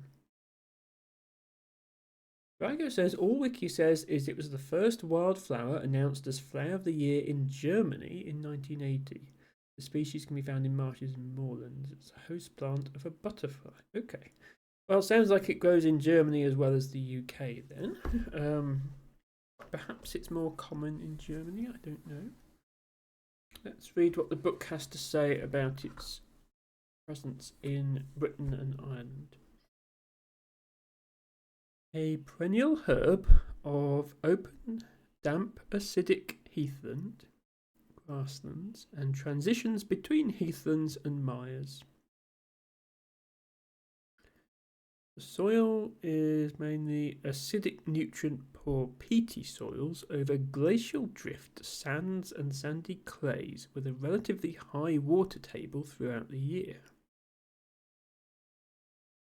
The opening up of the habitat, for example by grazing or occasional light burning, favours this species by promoting flowering and the production of seed. The plant had already undergone a dramatic decline by the 1930s due to afforestation, heathland reclamation and drainage. This decline has continued to the present day, with a lack of management now a major factor contributing to the decline. It is now a great rarity in many counties, except South Hampshire and Dorset, where the majority of British populations are now concentrated. So this plant has suffered the same fate as most other lowland heathland species. We still have a lot of heathland and moorland in Britain, but most of it is high altitude, things like the North Pennines. And plants are very sensitive to altitude, and the plants that grow up there are not the same plants that grow on heathland at sea level. There are some plants that are quite fussy about where they grow, and that is the only place they will grow. Almost all the lowland heath in Britain has been either turned into farmland, or it wasn't good enough for farmland, has had forests planted on it. If any land that has a high water table, which the thing was mentioning about habitat, it requires a high water table. Like marshy areas, they tend to be drained for agriculture. So even if there's still some heathland present, it's no longer wet enough to support this plant. The big exception is there is a major area of nature reserves in Dorset, the eastern half of Dorset, around Poole Harbour and that area. A big nationally important nature reserve, which is one of the few areas where that habitat is actively maintained, and so one of the few areas where this plant is still successful. But historically it grew in many other places, including North Wales, East Anglia, the North East Coast, even up to Morecambe Bay. Seems to be absent from Ireland. Unclear from the book if that has always been the case. Thank you for the additional information you provided, T-Bago. Butterflies. I'll quickly look up that butterfly and see if there's a good picture of that to share. Also quite a striking blue colour.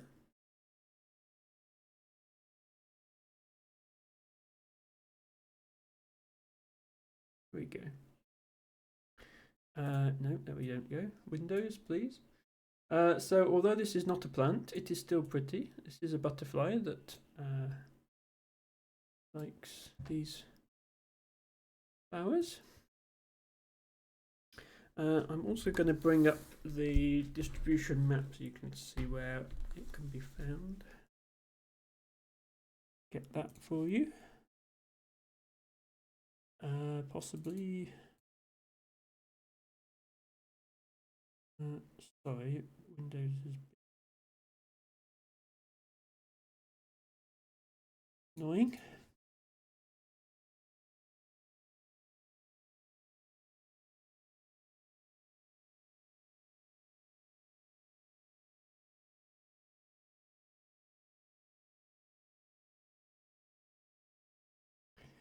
So here it is. This is at hectare level, but if I change the resolution to, show more accurately,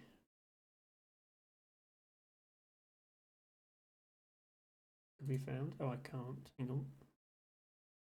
Why can I not?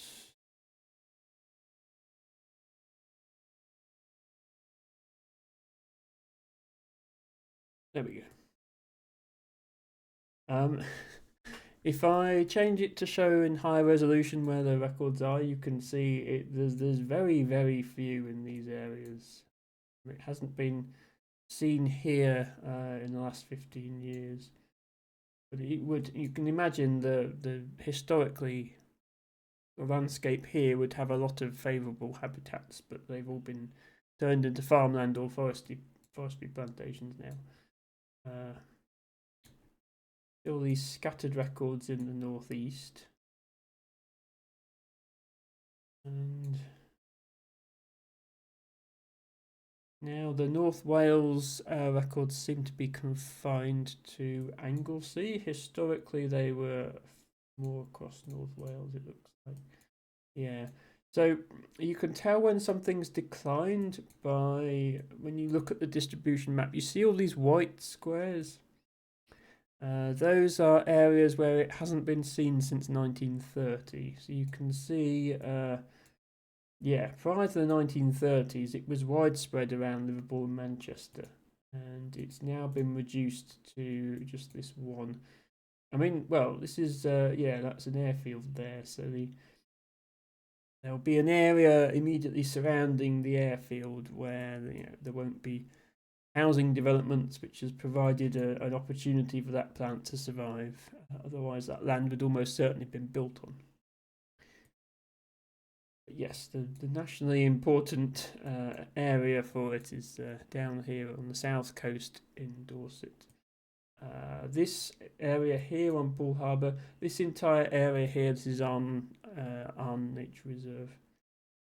Very, very important habitat for a lot of plants and animal species.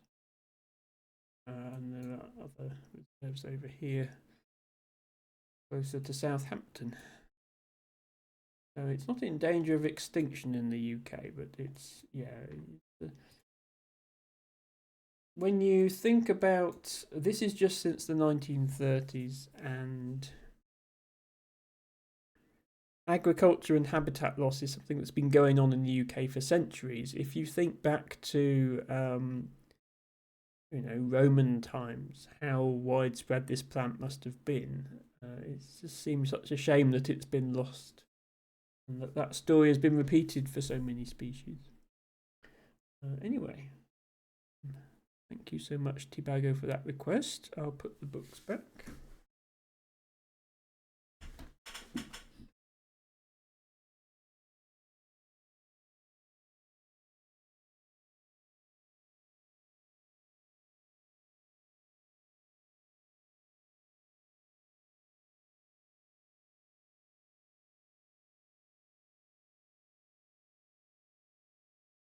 And we shall resume filament. I did just turn the music down. Background music is very loud in this game. That was actually loud enough. Yeah. I want the background music any louder than that, really, I don't think. Otherwise you couldn't hear me. But as always, let me know if the sound is okay, if anything needs changing. We did somehow complete this section. I'm not quite sure how we managed it. We'll attempt to progress further in this area, and then if we get stuck, we can having said that, I can see where the next one is. It's down there. What I can't see is how you get down there. And we're back to the witness situation of just finding the puzzle. Okay, there are stairs. Can we walk under this? Yes.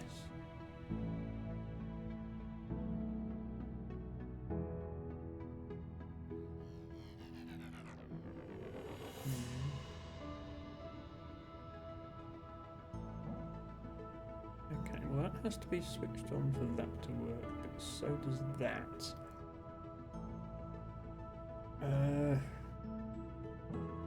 So we probably want to come at that from round here, but not like that, because then we're stuck.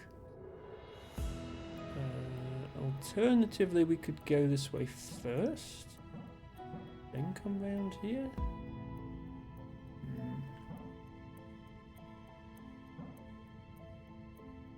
That? No.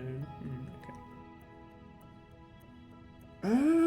How's that supposed to work then? Also, there's then loads more stuff further back as well.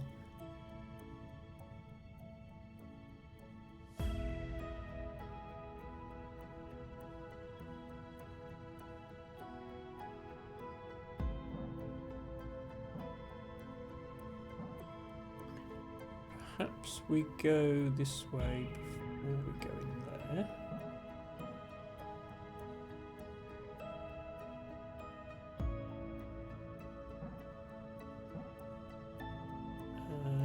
That's not an option. That's not an option. This is an option. Yeah, this doesn't actually activate that. We have to go up here and get this one first. But if we do that, there's no way to get around that one.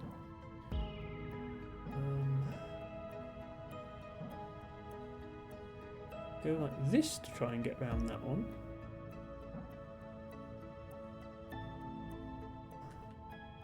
And now that one is active, which means no, that one's still not active. Go here to get that one active, and then that one active, and then that one active. Unfortunately, we've now trapped ourselves in here. We have to rewind to here. I mean, this is very close. This actually gets them all. It's just you can't exit. Can't exit the level afterwards.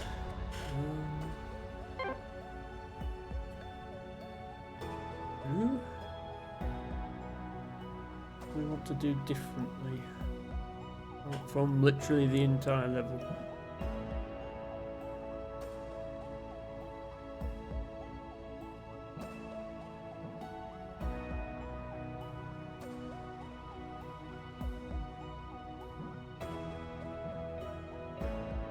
We need to think about how we're going to leave. If we do assume that this is the very last pillar we touch, we need an exit strategy after doing so. Any world in which we go this way first?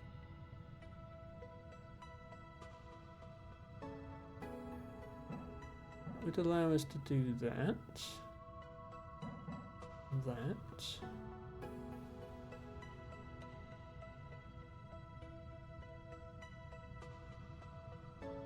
We wouldn't actually want to, because without this being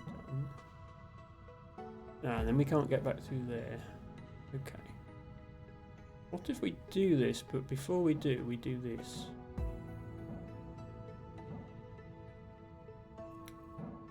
Now when we come here,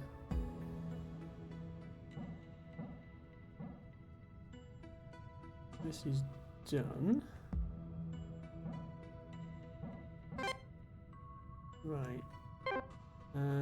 Now then. Yeah. But can we then backtrack and actually access everything? Because this, again, here, if we get here, we've unlocked the door, but we can't get to the door. Need to be able to loop the other way around this final section, but we can't loop the other way around the final section from here. We can loop the other way around the final section from here, but then we've left a pillar unactivated. We can't get that pillar earlier because this pillar has to be on in order for that other pillar to be on. And this seems like a good start, apart from that though. Can we... We'll go that one. No, because then that's not on. Can we come here next? No, because that's not on.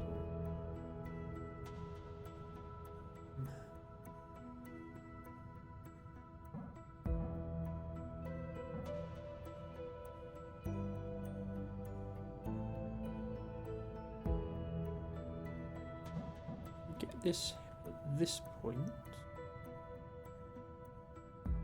That, I think that would allow us to win, but except we haven't done this one.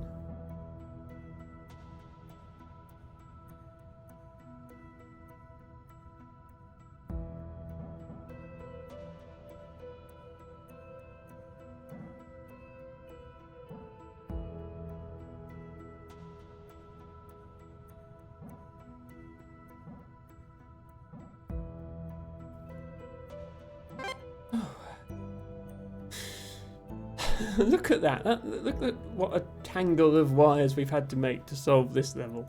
Look at that. We had to go around this pillar 3 times. What we got there? These painkillers are not having the effect I was hoping for, to be honest.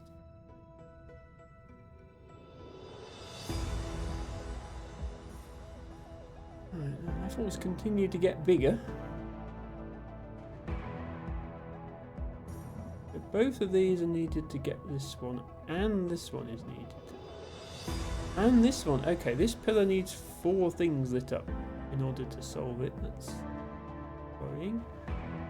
This one just needs 2, but one of those is this one,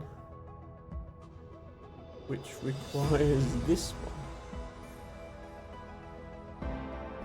Okay, so how do we want to approach this? We could start by getting this going, which would allow us to do all of these. This is still not active. Oh, I didn't see this. I didn't see this arrow. That sort of spoils my plans. We now have to go all the way around here to get that, which is probably going to present an issue. Yeah. Okay. So we need to bear in mind that we really want this to be on ASAP in order to be able to do this. Is that getting us anywhere?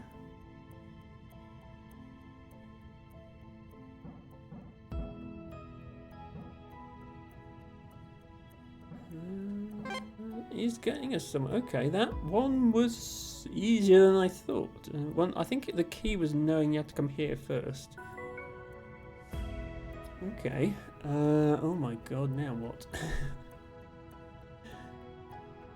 Okay, we've got things activating things over walls now. There's an arrow on top of this wall.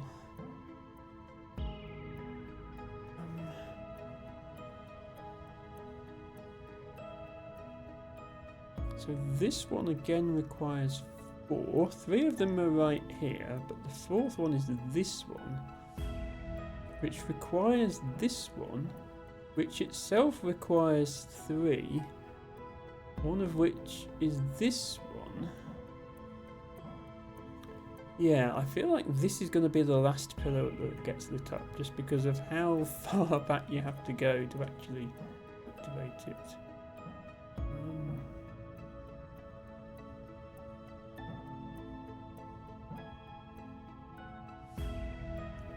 Like, you really want to be right the way back here at the start. This one here is what starts it all, because you need that one in order to turn on this one, in order to turn on this one, in order to turn on this one. But the trick is getting all the way back to that one without getting in the way of all this. I suppose we can go this way.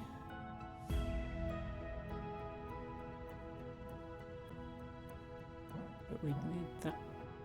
Well, how on earth?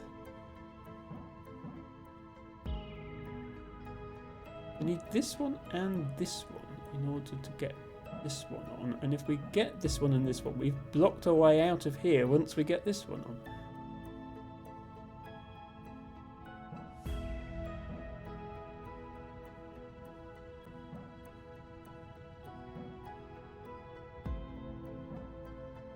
These puzzles are starting to get a bit big for Emma's small brain, I will be honest.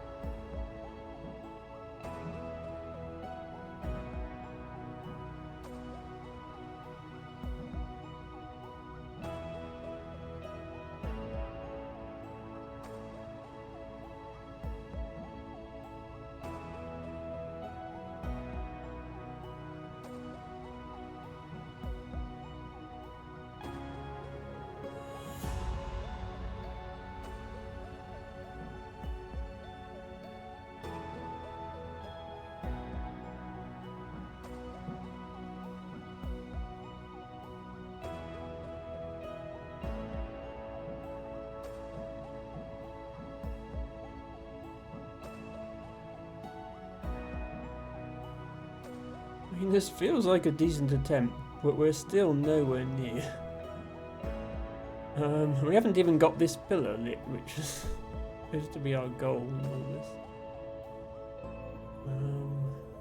We can't get. We need to light this one just above me, and I can't get back to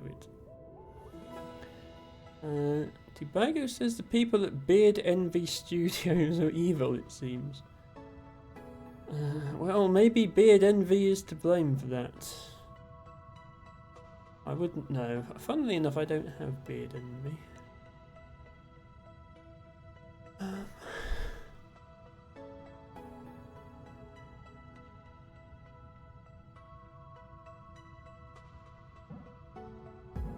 This seemed like a decent start. It doesn't block anything. It gives us plenty of looping back opportunities in the future.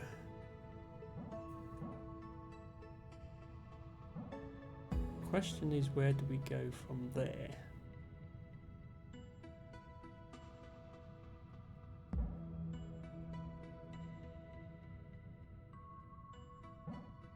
I really want to get this one lit as soon as possible, but yeah, see that how that blocks that one in? That's my core problem at the moment, is this one.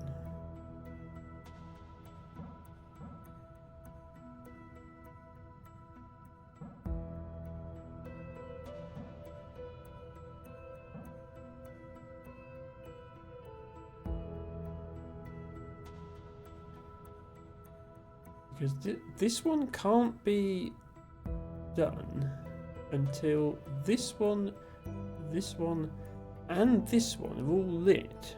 If you're going to light all of those, you've pretty much already surrounded this with cable. So how do you get in and light it up? I suppose maybe this one has to be last, so you can go like this. Having previously gone through here like that. Okay, so actually the approach I'm taking isn't going to work then. We need to aim to be coming round here and going through here like this, and then looping back round here and getting this. Right, yeah, this is not for the whole level, just for this section. This is the pattern we need to use for this section.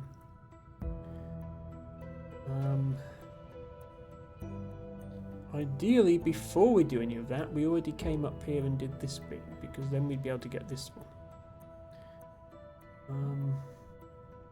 How do we get into that situation whilst leaving ourselves ways to loop back round afterwards? This doesn't do.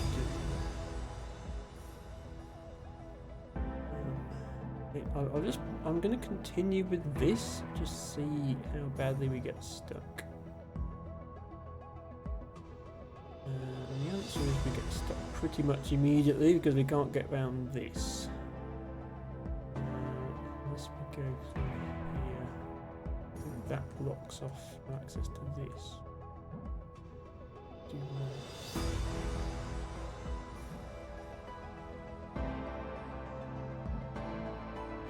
Yeah, see, then there's also this, which you can't solve like this. You have to solve it. I think you have to come from up here, loop round both, and then go round them like this. That's what I think you have to do.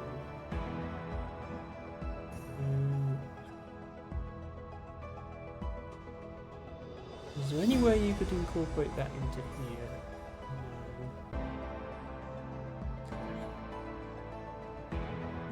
You'd have to cut. Yeah, you'd have to come from up here.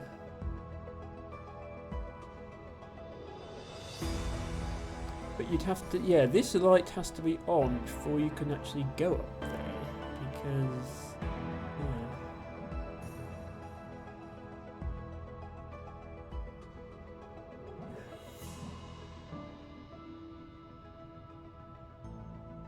Yeah. How would you get up there if you've just come through here like this?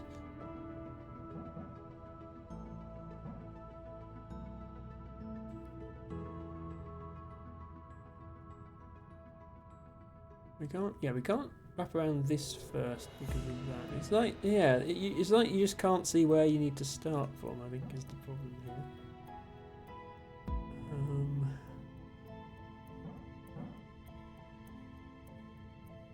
This is no good. Yeah, we can't start by going like this because this one is now a problem. Unless we do that. No, that doesn't light that one. And the whole idea was we looped back round that one. Like I was thinking, we come up here, we loop round this one, and then we come back. And that gives us an angle to get into here. But actually, think about it, it doesn't even give us that angle. I don't think. No, we won't really get round there. That just says the levels are getting bigger and bigger. Well, that is what tends to happen in puzzle games. The levels get bigger and more complicated. This is a possible way to solve this, by the way, is we come up here now and solve it. It's just, yeah, like we're immediately stuck because we've blocked ourselves in.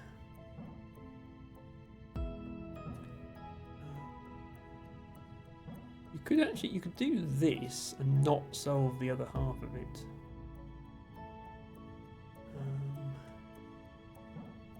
You could come round here and solve this one. Is there any way we get back up there to solve that? There technically is, right? We do this. But now we are actually stuck.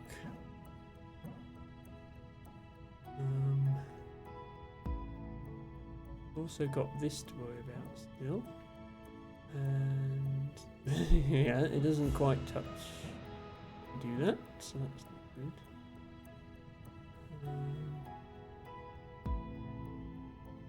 Feel like we needed to grab this before.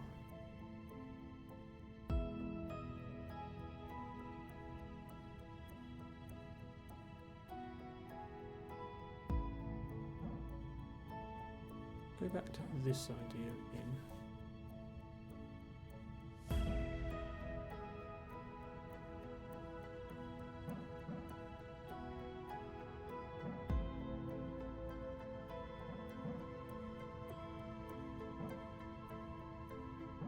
just doing half of that. No, that completely cuts it off. Okay, no, doing the whole of this. But then leaving ourselves a pillar to loop. Coming back. Looping here.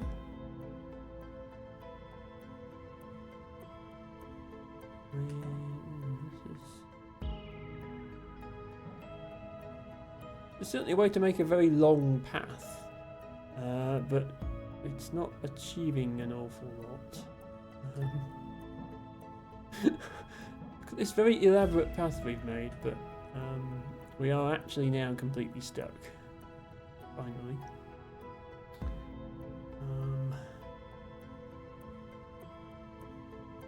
We need to, yeah, we need to not, what if we come in here now? Oh, then we don't touch that one, that's, it's still enough to like that. But this, yeah, I can't get through that gap. Can't get through that gap. Any way to solve this and come out the other side? If we did this first, then we could come this side, get this, background here, grab this I guess. Have I left enough space for me to get through here? No, damn it. If this gap, I actually think it would be solvable if this gap was still open, because we get down here for this one, then we come in, now that one's powered. But it's actually close, but it doesn't work, so it's not close. So the thing with this game is if the solution doesn't work, you're not necessarily close to a solution at all, even if you think you might be.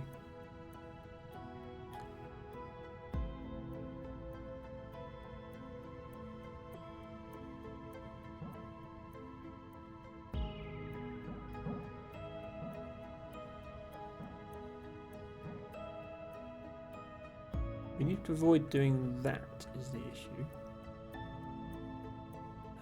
We also need to avoid doing that because we've left ourselves no other way of getting back in here.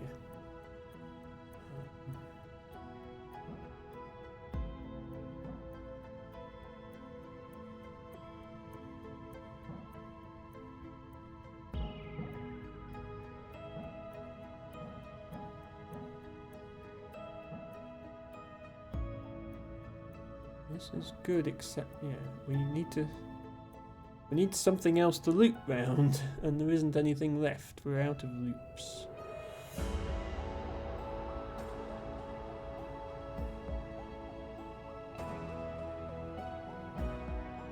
Which is why I guess we with that loop.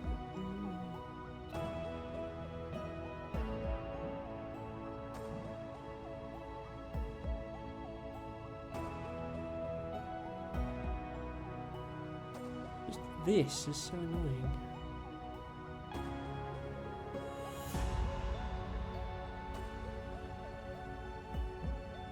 Like it feels really close to the solution. Well, of course it isn't the solution, it just feels really close to it.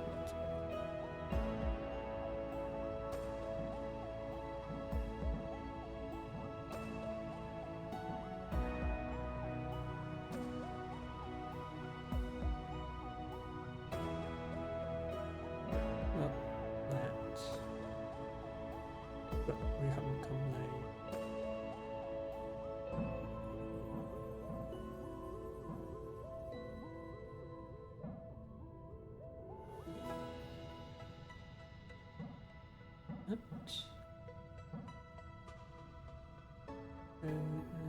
We need to go through there twice, and we just can't. Does this leave enough? Ignore the fact it's blocked off. Yeah, no, that doesn't leave enough room to go through there, so that's not it.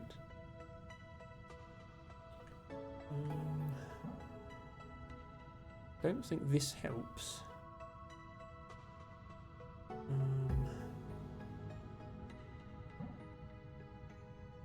Don't think this helps. No, well, it doesn't even help. pull off.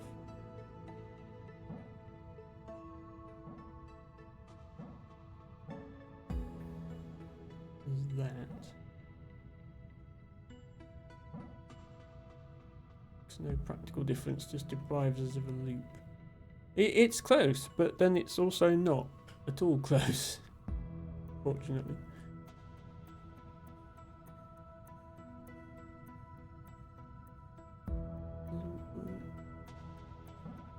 This doesn't leave us space to use this loop, does it? So that's a non-starter.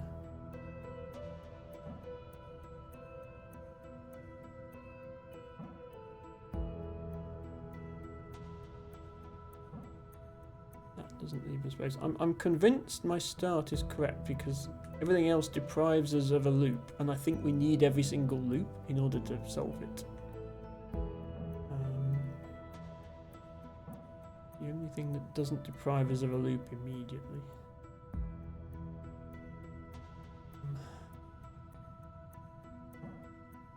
That's still loopable if we do that.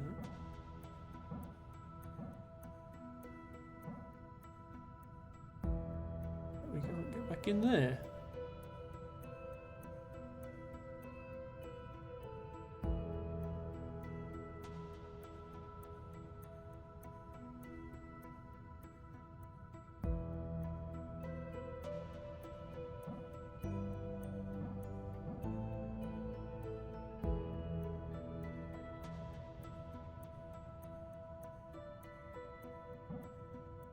I feel like I get the general idea of what I'm supposed to do in this level.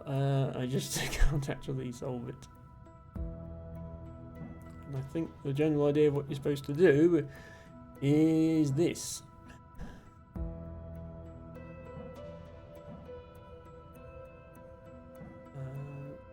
Okay, ignore that. Yeah, like then here, then okay. Pretend I looped around that one. It's this basic pattern, and then round there. Obviously, it's not lit up, but if you imagine I'd just got that, yeah, and then all the way around. So this doesn't work because I mean I know how to do it with this one, but the one in the middle that has all four wires going into it. If that was lit up, then this solution would fundamentally work, but it doesn't. Because then this one would be lit up, and then that one would be lit up. And I've wrapped everything. I've touched every pillar except this one, and I've touched them in an order that would light them all up. So this pillar is the issue.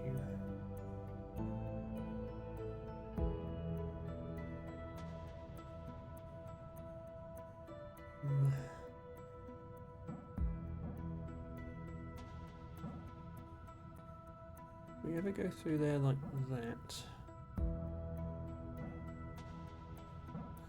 And obviously through here. That pillar is still not lit up because of this one. We'd need a looping available down here, though. We'd need to not have used this, but we have to use this to avoid colliding with this pillar on our way up.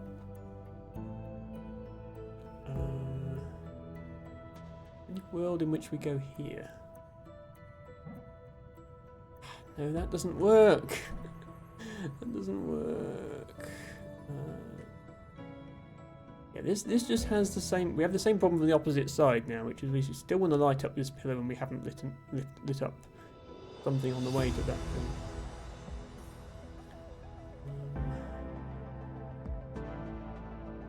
What we'd like to do is come round this pillar to get to this one, but this pillar is lit up by this pillar, so we have to go to this one first.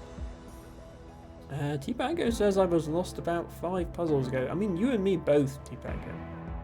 Let's not pretend Emma has any clue what she's doing at this point. That doesn't work like that.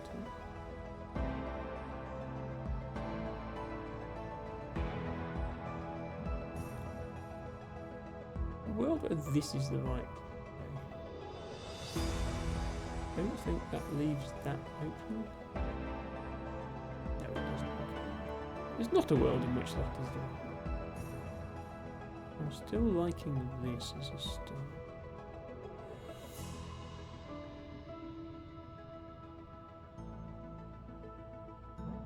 Maybe I shouldn't be.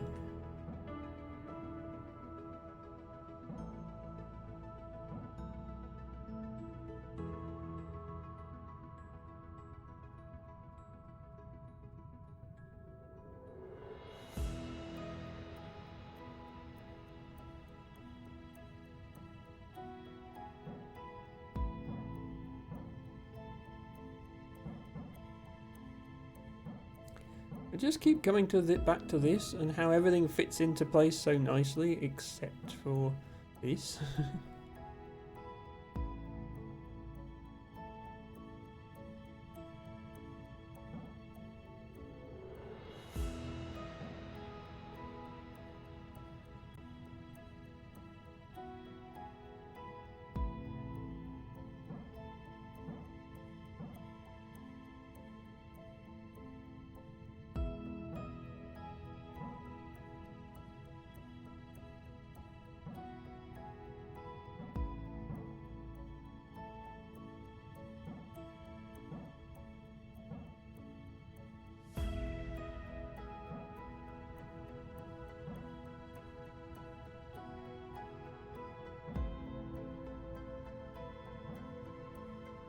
There's some crazy way that no, that doesn't connect.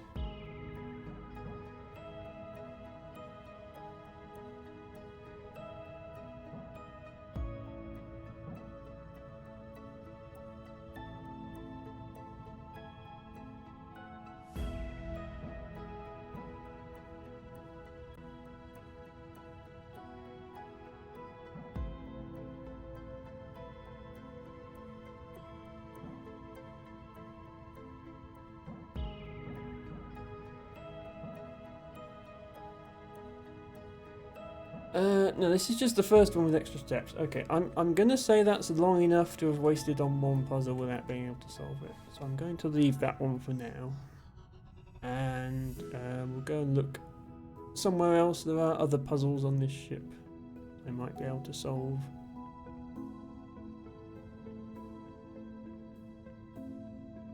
Can we go this way?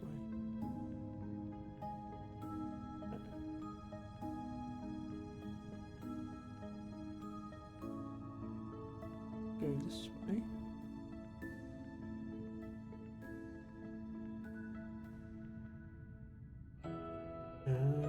These are not puzzles though. Where are the puzzles?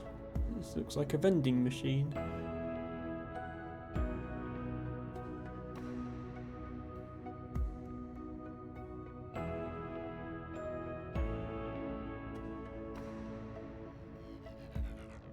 Oh. This is a moving puzzle. It's a new dimension of difficulty. Oh.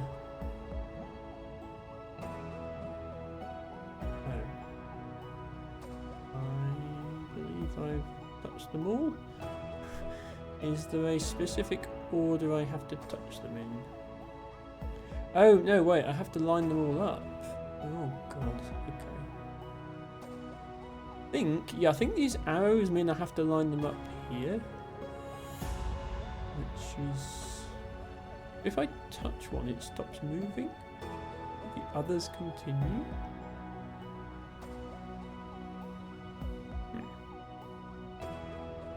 Doesn't that just mean I wait until everything comes, like, do I not just sit here with my cable like this and wait for the pieces to come round, and then when they touch my cable they're going to stop? LTBago says, at the very least, if you ask for a super hard puzzle recommendation, you know which game to tell them. This is true. I wasn't really short of super hard puzzles to recommend. I'd already have recommended Baba Is You, and honestly Cosmic Express and Monsters Expedition. If you want to try and 100% it, get all of the hidden bonus puzzles. Then they're relatively easy to beat the main way through, but the bonus puzzles are very hard. And the witness, of course. If you want to get 100% the witness, that's incredibly hard. Right, I've lined up all of these pieces, and they're all lined up with the arrows. And that didn't open the thing. So what was the answer then? Or does this require information I don't have yet? Like this looks suspiciously like a clock face. It can't be a clock face because clocks don't have 4 hands. But that could be something to do with it. Maybe I have to line them all up on this side actually. In that case, that's just a case of lining up the thing here instead of there. I was expecting you to stop, but you bounced. Why did you bounce when all the others stopped? Oh, you're... Why are you doing this now? Oh, I see. When they lose power, they go the other way. As long as I just stand here, though, they shouldn't lose power. Okay. I really shouldn't just sit here doing nothing. But I'm going to sit here and wait for... Eldeberger says, well, there are 4-handed clocks. I mean, not typically, though. Like, if I just find a time scribbled on a bit of paper or something, then I don't necessarily know how to program that. Okay, but to answer the question, that doesn't open the door either. Yeah, I think this puzzle is going to rely on the meta knowledge I don't have. Because it's not a normal type of puzzle. Let's look for another one of these things. I already got stuck on this one, so I'm going to look for a different one first. I don't think we've been to this area yet. Oh, we went here because we saw all these plants.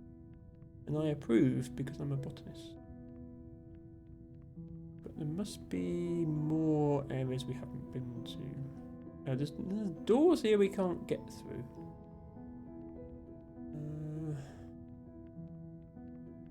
There was a map, wasn't there? Yeah, let me go back and look at the map.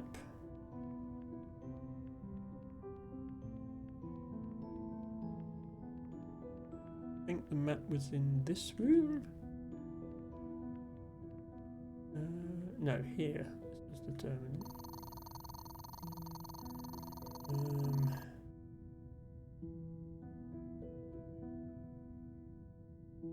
How did we get to the map?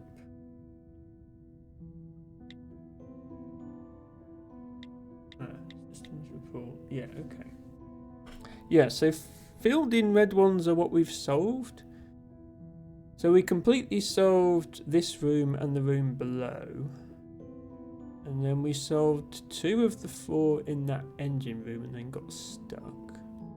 We haven't been up to any of the higher floors yet, which obviously have more puzzles in them. There's just one puzzle over that side which we got stuck on. And then that... Oh, we solved 4... Yeah, this doesn't distinguish between partially and fully solved areas, which it would be nice if it did. If it had a different colour icon or partially solved. That would be nice, because I have partially solved some of those. Okay, it doesn't. Maybe it's time to check out some of the higher floors then. If they're much too hard, I can always come back. This is the way up. I'm going to assume there are puzzles up here.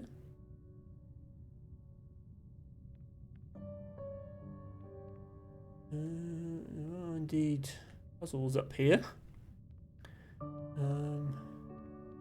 There's a very cosy little lounge area with a scenic view. An upturned chair, as if somebody left in a hurry. And a pool table. Some sort of arcade machine. It was me that put the request in for these old machines. They take me back to being a teenager. I get so wrapped up in the nostalgia of it all. I used to bike down to the arcade after school most days. There was this one kid who went by Red. She held the high score on practically every machine in there. Grady, I know. Proper gamer. I set out to beat her at my favorites. Spent a lot of time and pocket change trying too. Never managed it though. For some reason, it really stuck with me. I figured that with all the spare time I would have out here, I could take another shot at getting those scores, get some closure on that front. Well, it took a few weeks, but I finally came out on top. It felt amazing. Then Aubergine walked in the next day and which did not. Get wrecked.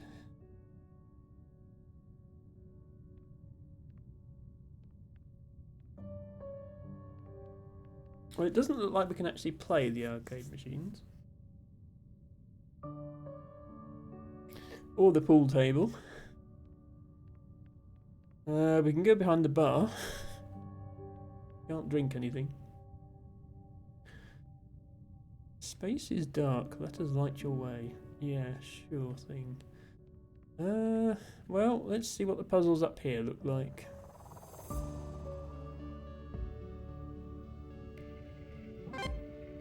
Okay. Looks like instead of wrapping around a pillar, we have to pass through a beam. No, yeah, we can't play Snek in this game. They pass through beam, but if you touch the sides of the beam, it fails, yeah, and it goes black. So we're going to look around here and come out again. Okay. And to be fair to this game, it does introduce a whole bunch of new mechanics, and I think they complement each other quite well. Now then, why is this not a solution? There's something different about this beam compared to the previous one. That means we're only allowed to go through it once. How do I distinguish once beams from multiple time beams? Also, yeah. First question is, how do I go through any of these beams without losing? I guess the answer is no, that loses.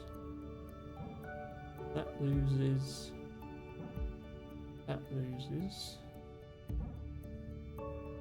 That doesn't lose. Okay, that must be what we do then. Kind of missing that guy in the corner though.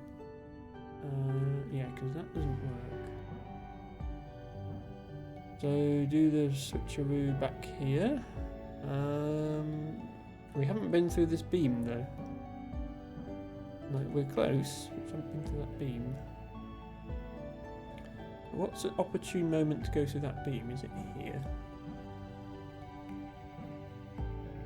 Okay.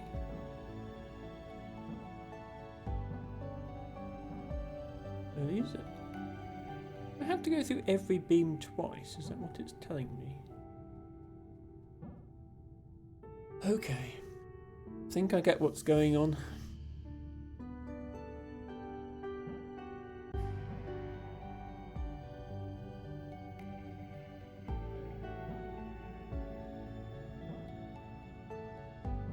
That lights up, and if I go through this again, now the thing underneath it turns off.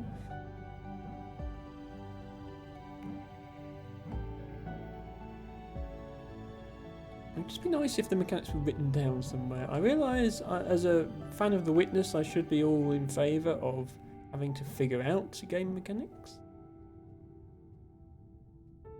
I don't know if you have to go through them twice. This is going through them just once. Okay, now that works. Okay. It's a bit of a misleading...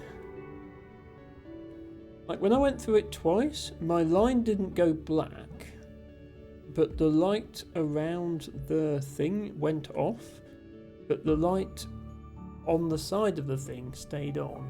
It could more clearly indicate that you failed.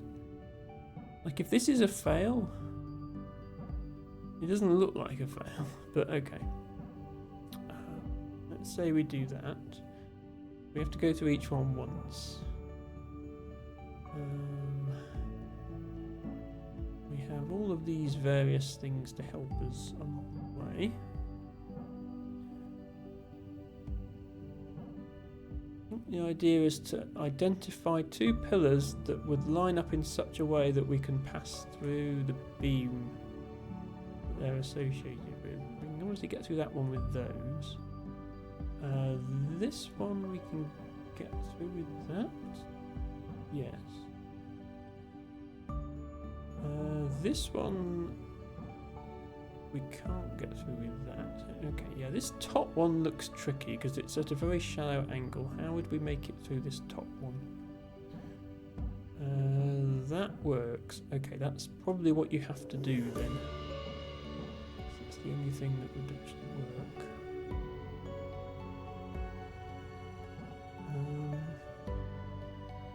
Would we want to come through some of these other beams on our way there? That doesn't work. Maybe this side. That work. Okay. We've gone through 3 of the beams, I think. Now we've gone through all 4 beams. But yeah, we don't have anywhere to go from here.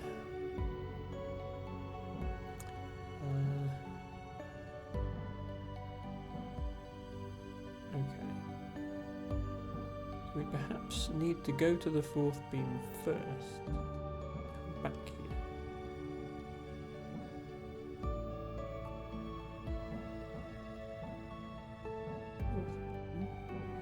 Can't go to the first.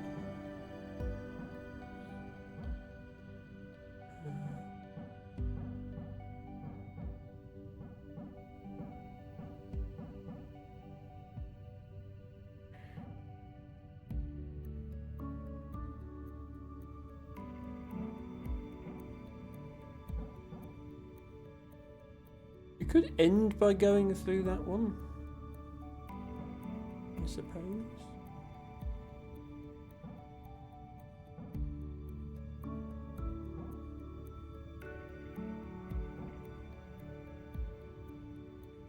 Hello, Leia. Leia says, "Happy Sunday. Happy Sunday, Leia. Hope you're doing okay."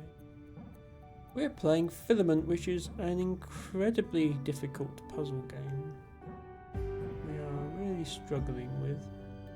But we've solved some puzzles today, which I think is something I should be proud of.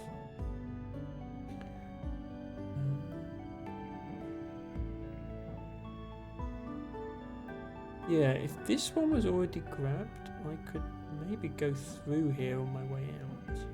Interesting.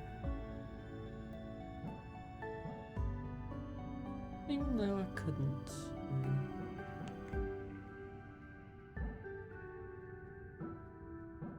I could also start by doing this and just get 2 of them off the bat, but I'd have to get back round from here. Getting back round from here an option. Getting back round from here is an option. The right option. Okay, that's what we do. We solved a puzzle. Thank you, Leia, for redeeming a tufted looks vetch like you're actually as your getting flower somewhere. of the day. Go I team. hope you're doing well. Every anchor you take down breathes life into my console up here. It's amazing. Currently, the bridge door is sealed off, but I think that if I get enough control back, I just might be able to force it open for you. That way, you can come up here and let me out, right? Of course, it's easier said than done, but we can cross that bridge when we get to it. Get it? Never mind. And yeah, this a very short-sighted engineering decision when making this spaceship is to have it in all the controls be reliant on solving puzzles in order to operate them. And it turns out that's a really bad way of having a spaceship work, because nobody on board can solve the puzzles and then everything goes wrong. And Emma has to come and fix it. Emma doesn't know what she's doing. So this is another chain of puzzles. And then I just want to explore a bit, see what else is up here. A little room there. This is the start of another puzzle sequence. I do love the graphics of this. Like the design of this ship is absolutely incredible. I love this little reading area. Although I'm surprised they don't just use ebooks on the spaceship. Some sort of navigation system in here.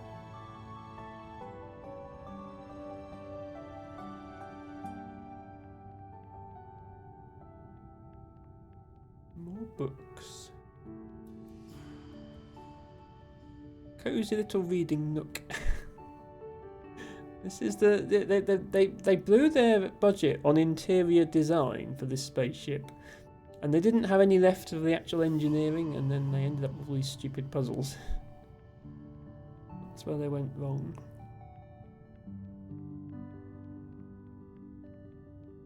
Okay.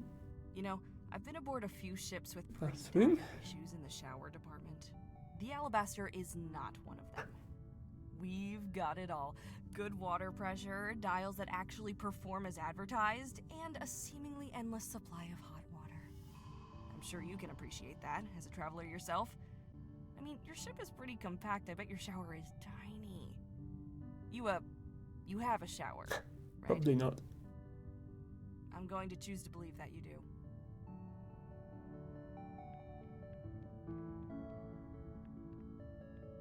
Yeah, I'm gonna. My law for this is that they blew their budget on interior design and completely failed to actually consider engineering. It looks like I can't go in for a swim, which is a shame. I would love a swim right now. Right. I need you to bear with me for a second, because I've got a vent here. When we were all selected for this mission, we could submit requests for things we wanted to have on board. These requests would be evaluated on costs and necessity and whatnot. Now, the Filament Corporation were pretty accommodating on the matter. But there was one thing I requested that got denied. I wanted a dance floor. You know, one of the ones with all the colored tiles and flashing lights. Now, I know a little unreasonable, it was a long shot, but think about the morale benefits. Unsurprisingly, my request was denied. Whenever I was fine with it. But then I get on board and find that they've re-engineered an entire pool. Now I know what you're thinking. Isn't a pool just a hole in the ground? Well, you're right. It is just a hole in the ground. A hole containing 400 gallons of water. Do you know how heavy that is? Heavier than a dance floor, and you can't spill a dance floor. Yeah, unless this is also your drinking water supply, I suppose. Debago says, I do love me a physical book, but it's not really the most practical thing to take en masse into space. Well, nor is this pool. Let's be honest. So that's another chain of puzzles in the pool area. And then... they have a gym. Very nice. Basketball court, as you do in space. I can even kick the ball around. Okay, is there a hidden achievement for getting this ball in somewhere? Can I actually get it out of the court? I can't get it through the hoop, I don't think, because I can't get it in the air. Can I get it up the steps? Oh, you might actually be able to get it up the steps. Okay, I'm having flashbacks to Untitled Goose Game when I tried to score a goal. Oh, no, hang on, you can get it in the air. Okay, yeah, there's 100% a hidden achievement for scoring a basket in this.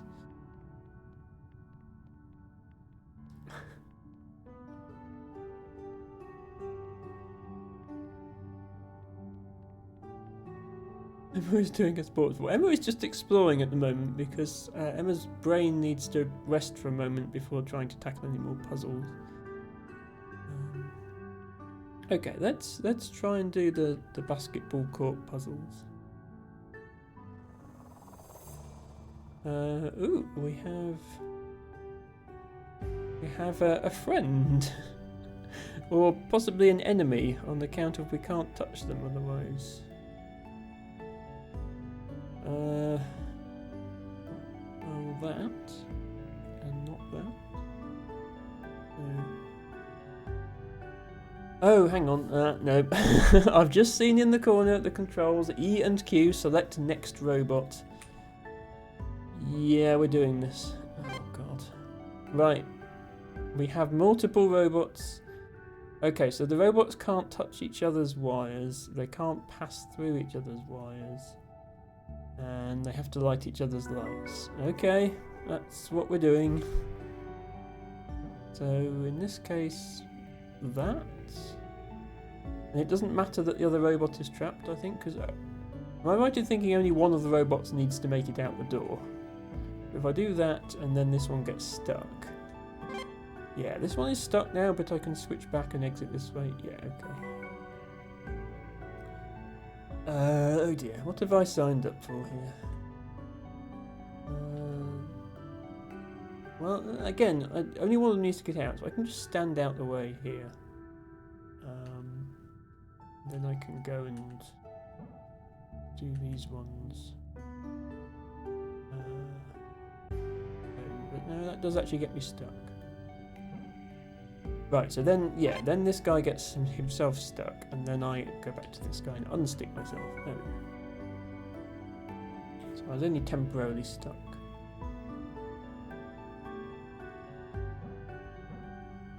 Okay. That gets the 3 white ones. Can I now get the 3 red ones? No, because this... can I just, yeah, park you out the way so that I don't have to touch you, and then, yeah, I can go there. So touching the other colour line is, the other cable, I guess, is fine. It's just touching the robot itself that you need to avoid. So, you come out the way. That's all the white ones done. So if I can just solve the red ones to the left without... yeah, like that. Oh, but maybe not. How does that not touch? Okay, we do need to reset then. We need to leave a different way out for the red one. Yeah, I feel like the way this is going to work is I'm just going to be solving... I'm going to be solving the white one and then hoping my solution to the white one allows the red one to be solved. I think that's how it's going to go. How else can we solve the white one? Is this different to what I did before? It is, but it also makes that red one impossible to get, so I don't think that's it.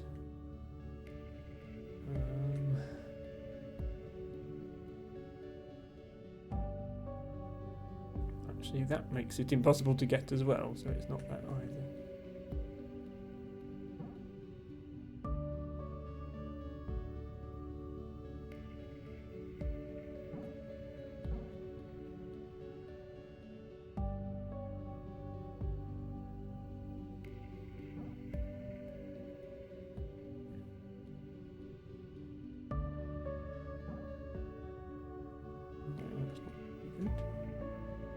This is definitely requiring some thought about how on earth I'm going to solve it.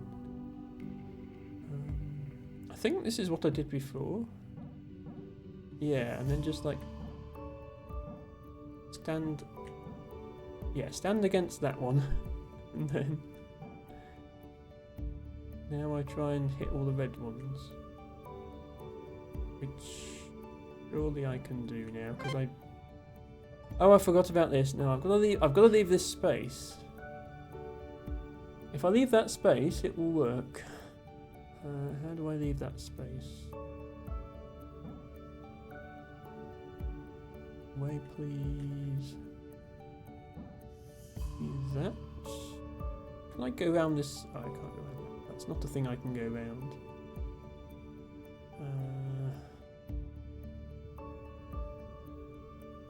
Maybe I have to do the red one first. That is, of course, another option, is solve the red one and then solve the white one. If I do that, does that leave me with a solvable white level? Oh, it actually does. Sort of, yeah. Cheese time. This is what I meant when I said I was cheesing levels earlier. In a couple of the earlier levels, this did actually work. You could run for the door, even though one of the things got detached. It's just not quite working in this.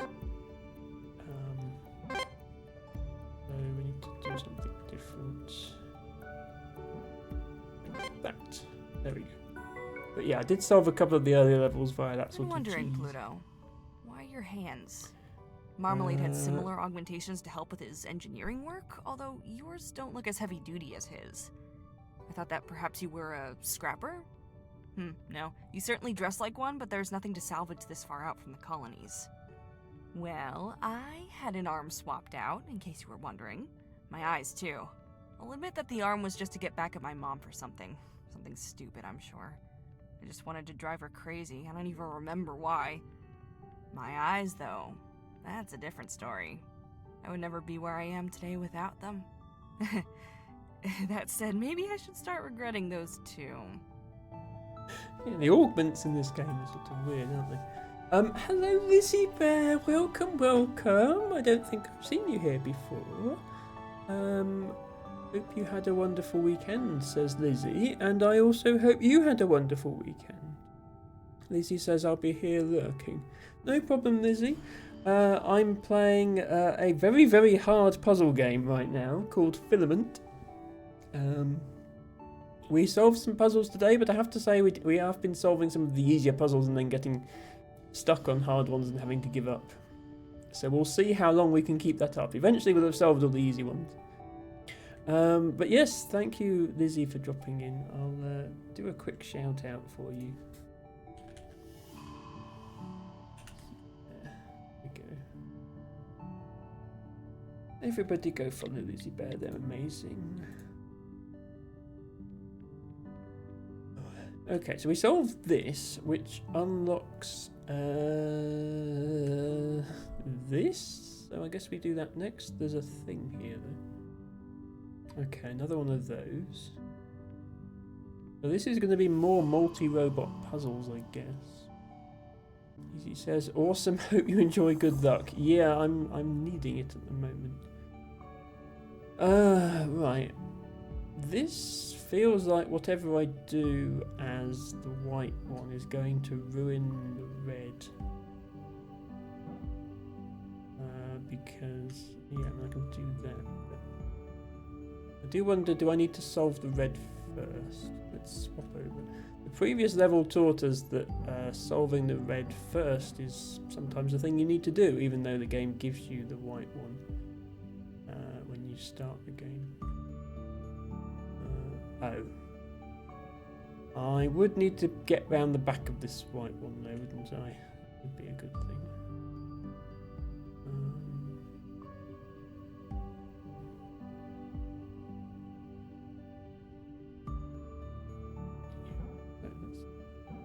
Solve the red in such a way that I can still get round to all the whites. I mean, this? Like the obvious way to go about it.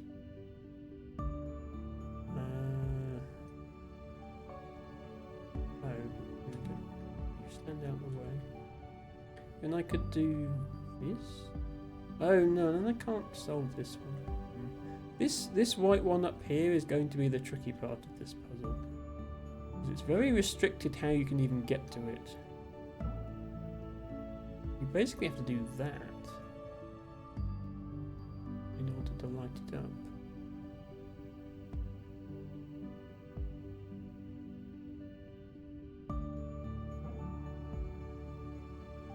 I wonder if I have to keep... Is this the point at which I have to keep switching between the robots?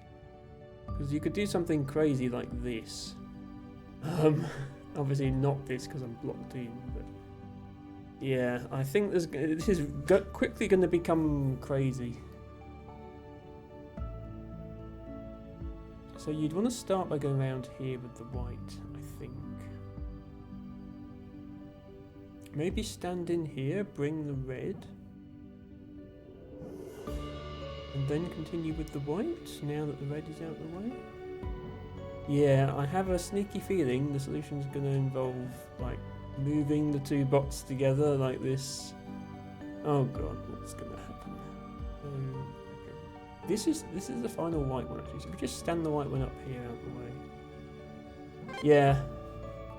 Right, these puzzles are going to be insanely difficult very soon, I think.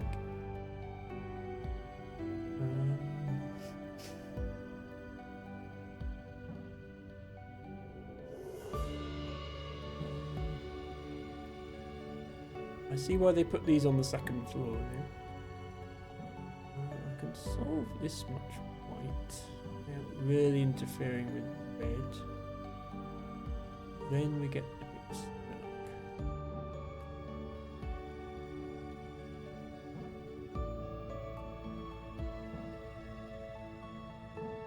Let's do that, and let's bring the red in. And solve some puzzles. And let's bring the white round here. Let's bring the red round. And that's going to touch white dude. I want to not touch white dude. Oh, bring white dude back. No. Can he just hide in there so that the cable doesn't touch him? It still touches him. Okay. Maybe then we want to go like this. And then hide him in there. Right, now the cable won't touch him. What?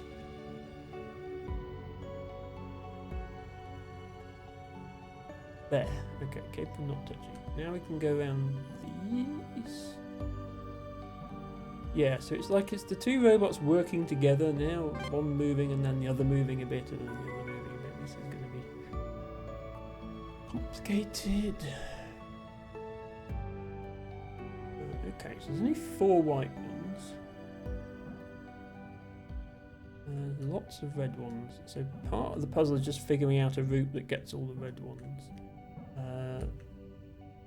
That is a route that gets all the red ones, although it doesn't get out again.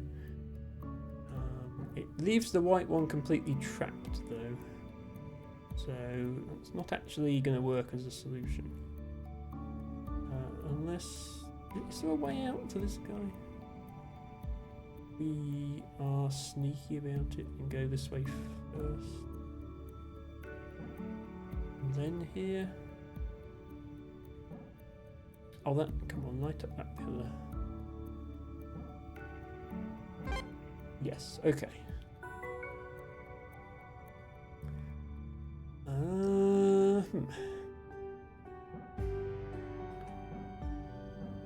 So once again, easy to light up one colour, not necessarily easy to light up the other colour afterwards. Just on whatever's been left behind from the first one.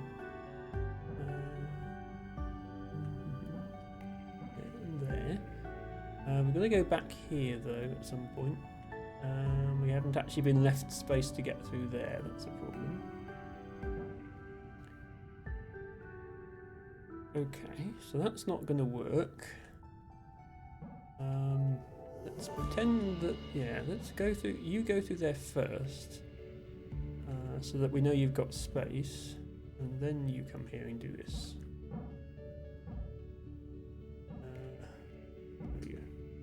Okay, is that good enough to solve? I mean, we've solved it, but we can't get out. That is an issue. Do need to leave ourselves an exit strategy. It's quite important.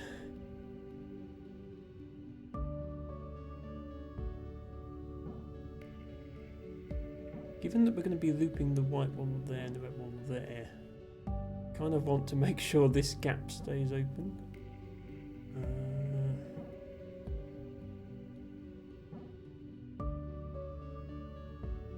Oh, now red one's just blocking himself. He doesn't even need white to block at this point.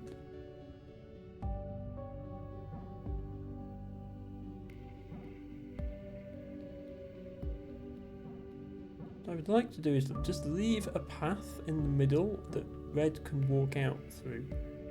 You see how this is almost, we can almost walk out through that path? Not quite.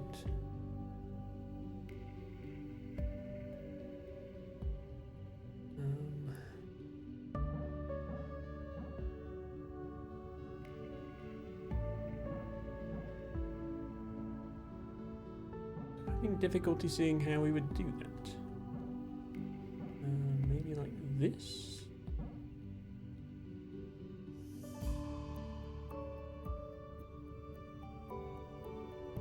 Perhaps we need assistance from our friend. Because they could do that, and then we could come round here. And we can't go in. Oh, I've got that. I did know about that because it happened last time.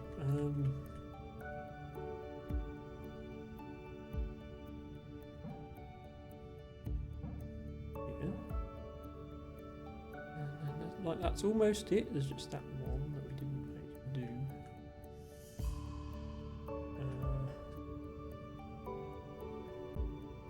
Maybe we need a different approach to this. What if we send the white one more like this way?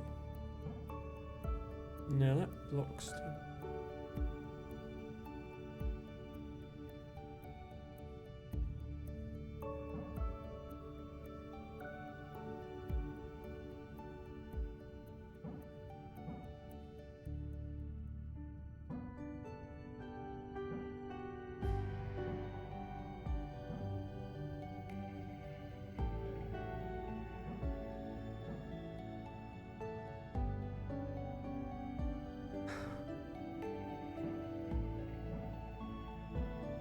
It's all very well, except we can't get out.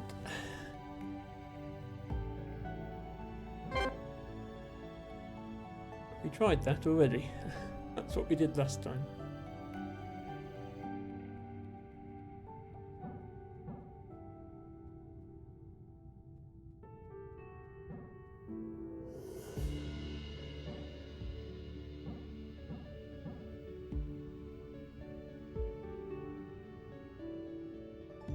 Is there some way we can get these two to cooperate with each other such that that doesn't cause a blockage? No, because he's going to wrap around here. We'd have to go here first and then here. And then there's no way we're ever getting that other red one down.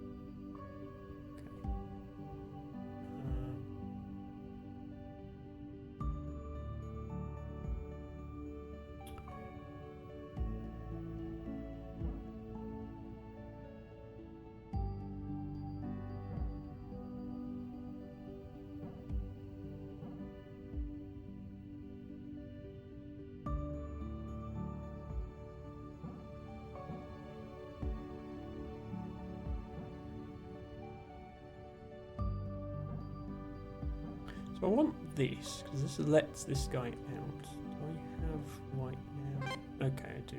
There we go. Phew. On to the next one.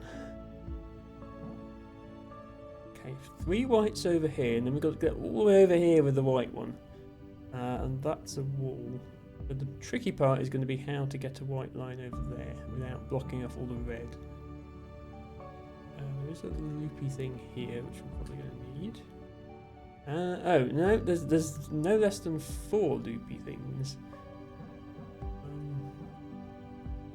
available to us. So we can start off with something like that, and then bring you over, touch all the white ones. But then when it comes to getting the red one in,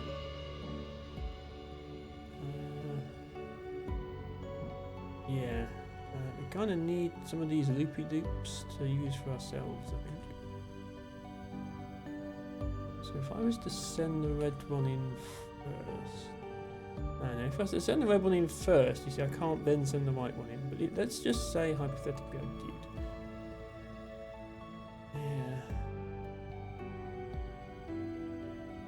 Does need to use quite a lot of these. And bear in mind, he can't actually get out right now. Blocked off his own path.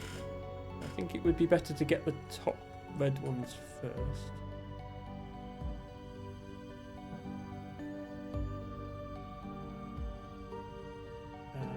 Is he not in that order?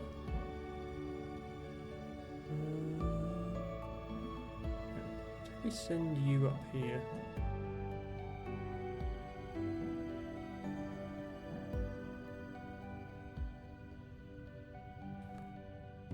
Thinking, how do I grab these 3 red ones. Bear in mind there's a... you can't really see. These levels are a bit dark. You see there's a wall around this red one on several sides, so the only way to get this red one is to go through it at this angle. The only angle that will work. So something like this grabs all the reds. But obviously this white one is then on the wrong side.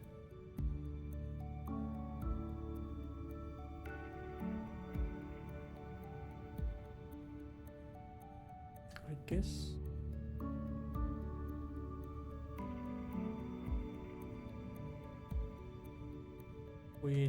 Weirdness with what I can do here. No, we can't get past each other.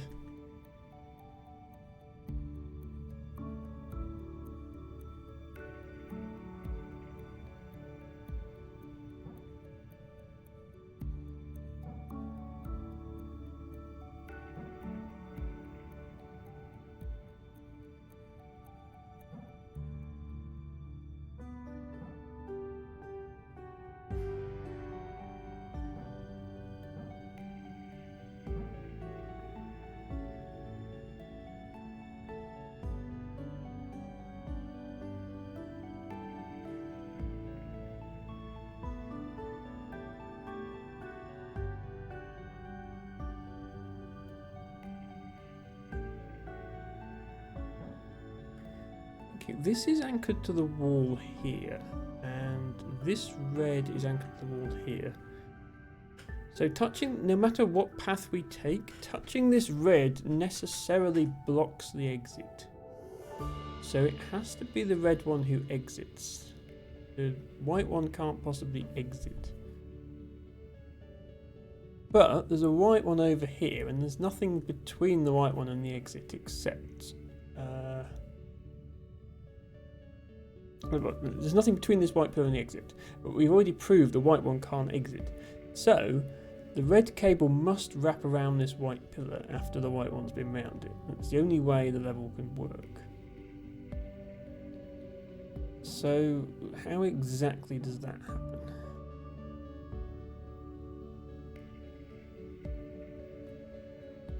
Because if it happens at the start, the white one needs to be there immediately before the red one even sets off.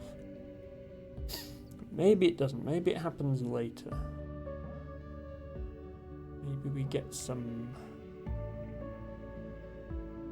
first. But then if we come round here, we definitely need to loop back on ourselves. We'd be able to loop back on ourselves by doing that. That implies we've got to get everything else apart from this one before we come past the white one.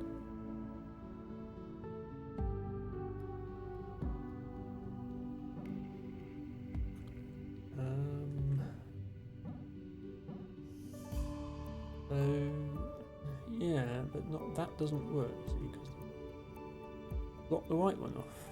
I don't understand how this level works, I'll be honest with you. I don't understand, even in theory, how it would be possible. Get that there's all these loop-de-loops, I just don't know how to use them.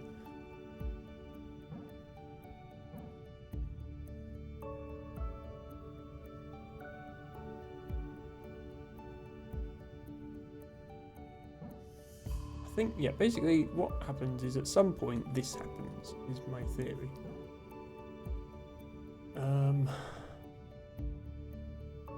But not like this, because then we can't get out again. Even this doesn't leave enough space to get out. So...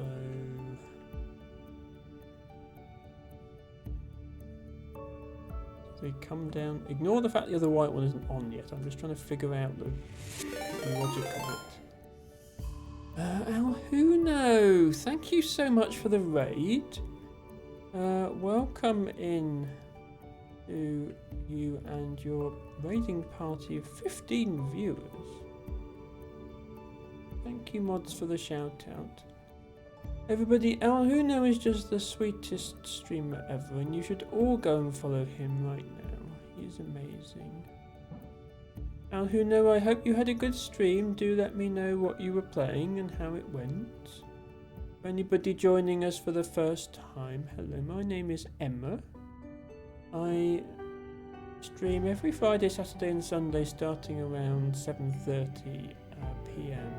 UK time, which is around 2:30 p.m. Eastern time for those in the US. And I mostly, for whatever reason, play very hard puzzle games, and this one is no exception. I am really struggling with this game today, but we'll see if we can make anything of it. Sometimes I play more cozy casual games like Spiritfarer or Slime Rancher, but puzzles are my speciality. Alhuno, so for context, Alhuno does Mario World ROM hacks a lot of the time. Alhuno says I finished a hack called Shell's Kitchen, Leo's Journey, a Kaizo beginner, and then tried a new F-Zero inspired game called Aero GPX that just came out. Interesting, I've not heard of that second game. I hope that went okay. The phrase Kaizo beginner always scares me. I assure you that it would be well above my level, even if it's marked as beginner. Welcome in, Narcissistic. Thank you for redeeming your flower of the day, which is a wood avens. We are getting very stuck. I think I've worked on this puzzle for long enough, I'm going to say I'm stuck. Which is a shame, because I've done 4 out of the 5 in this thing. But sometimes I think you just have to come back to it with a fresh mind at another time. Hope you're doing alright, Narcissistic. I might actually just go and read some lore for a bit. It is getting late and I am still in pain despite having taken painkillers earlier, and I'm finding it hard to focus on the puzzles.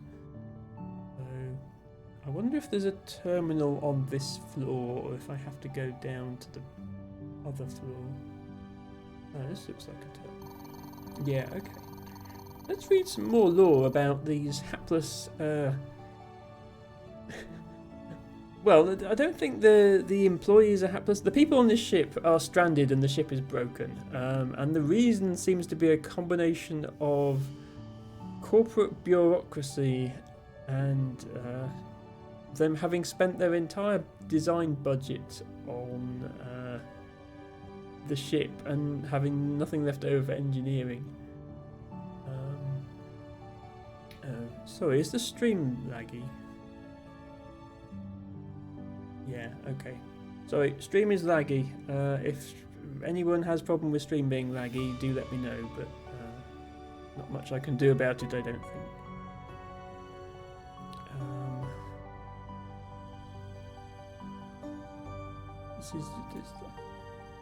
I know people people didn't like Twitch Studio, and I understand why Twitch discontinued it, but at the same time, I never had lag. I never had random crashes. OBS, you do have those things, and I don't know why. Seems okay now. Yeah, I just killed my bot, funnily enough, which doesn't make much sense. Because my bot shouldn't be interfering with the actual broadcast. And my CPU was running at approximately 7%, so it's not like the bot was using all my CPU. I think whatever issues have infected the ship in Filament are spreading to my PC. That's what I think is happening. Okay, I think I've resolved the lags somehow. Narcissistic says don't squeeze too hard in response to the hug that Teabagger gave. You never know what foul wind might befall you. No, that's not... No, I'm sorry, but on this stream we thoroughly approve of hugs whenever possible. Especially for those of us who really need them, and trust you me, some of us really do need them. Hugs are to be encouraged. Obviously with consent, but still, hugs are to be encouraged. Yeah, so this as well as having some puzzles on it, this does have messages on it, and I believe we've unlocked some. We've already read these ones, but I think we've unlocked more if we just input the correct pattern into this thing here.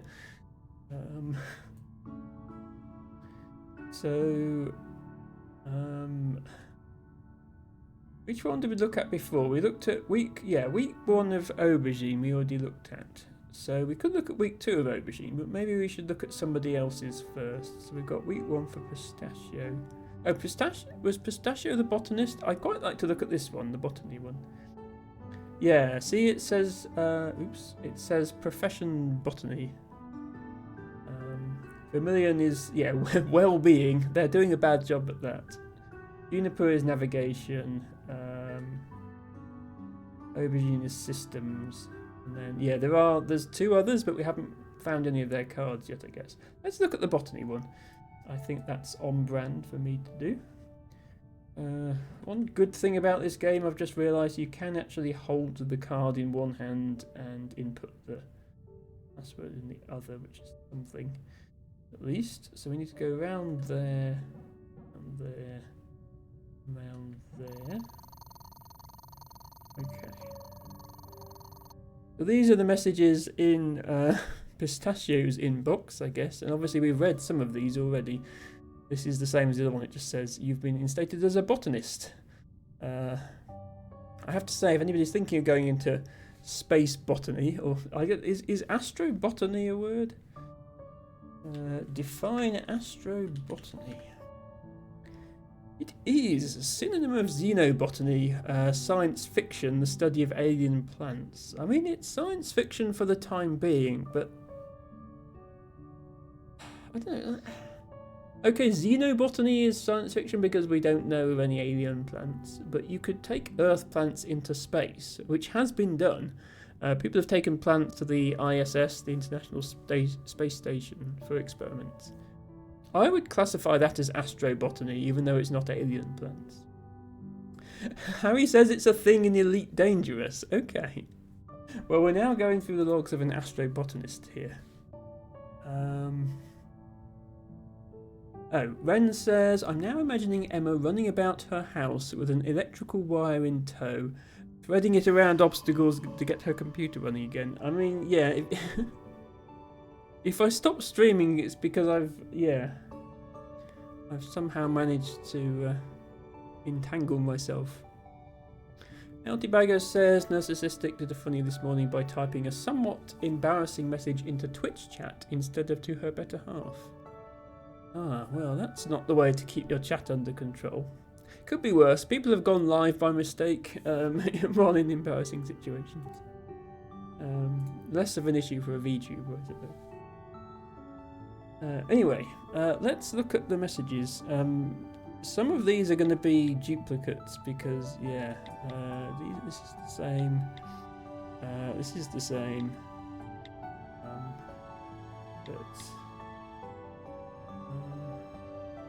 Yeah, so Pistachio is the one who had non-functioning hands. Non-functioning hands are a bit of an issue for a botanist. Narcissistic says it wasn't her own chat. She typed the embarrassing message and it was someone else's. But I mean, getting banned from someone else's chat is better than getting your own channel banned, I suppose. But yes, you still have to be careful. So I think we've seen most of these. Okay, now this is one that's been sent specifically to the botanist on board from Juniper. Hey Pistachio, I have a trivia question for you. Hypothetically, if someone was suffering from nausea and headaches due to the overconsumption of ethanol-based beverages, what homegrown consumables would you recommend they try?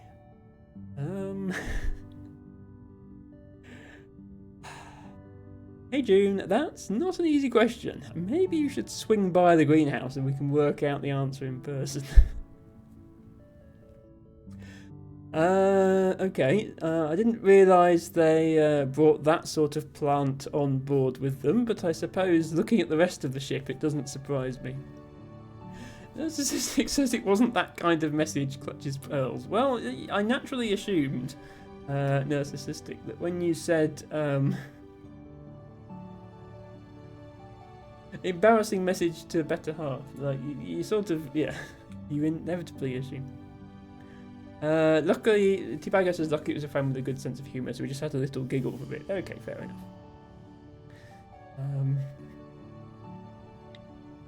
Okay, this is just the usual.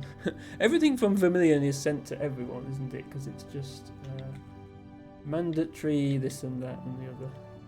Sorry, I accidentally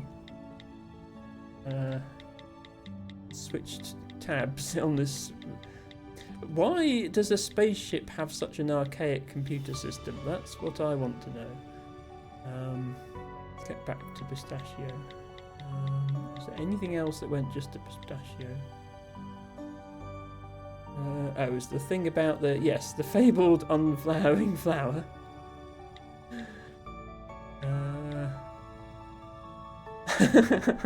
Oh yeah, the bare feet thing.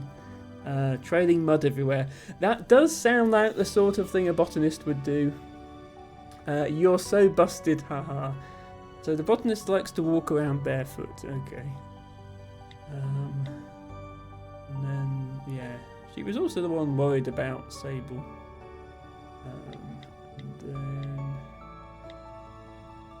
then... Pistachio.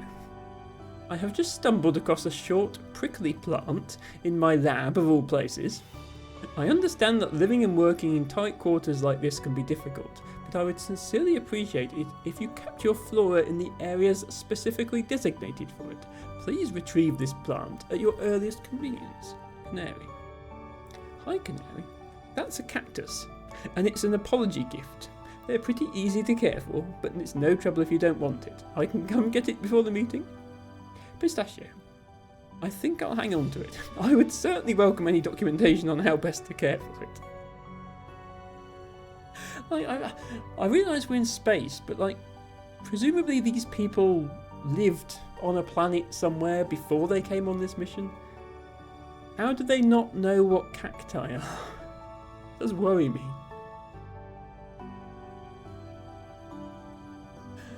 Ren says Astro Ganja. Yeah, exactly, Ren.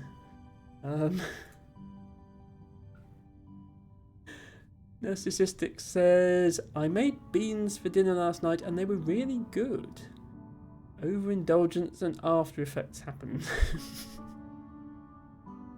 Okay. Well, I hope you're feeling okay now. We've only got a few minutes left in the stream, so I think I might just spend the rest of the stream looking for fun messages in the archives. And then next Sunday we can get back to attempting puzzles in earnest once more. Who else do we have a week 1 card for?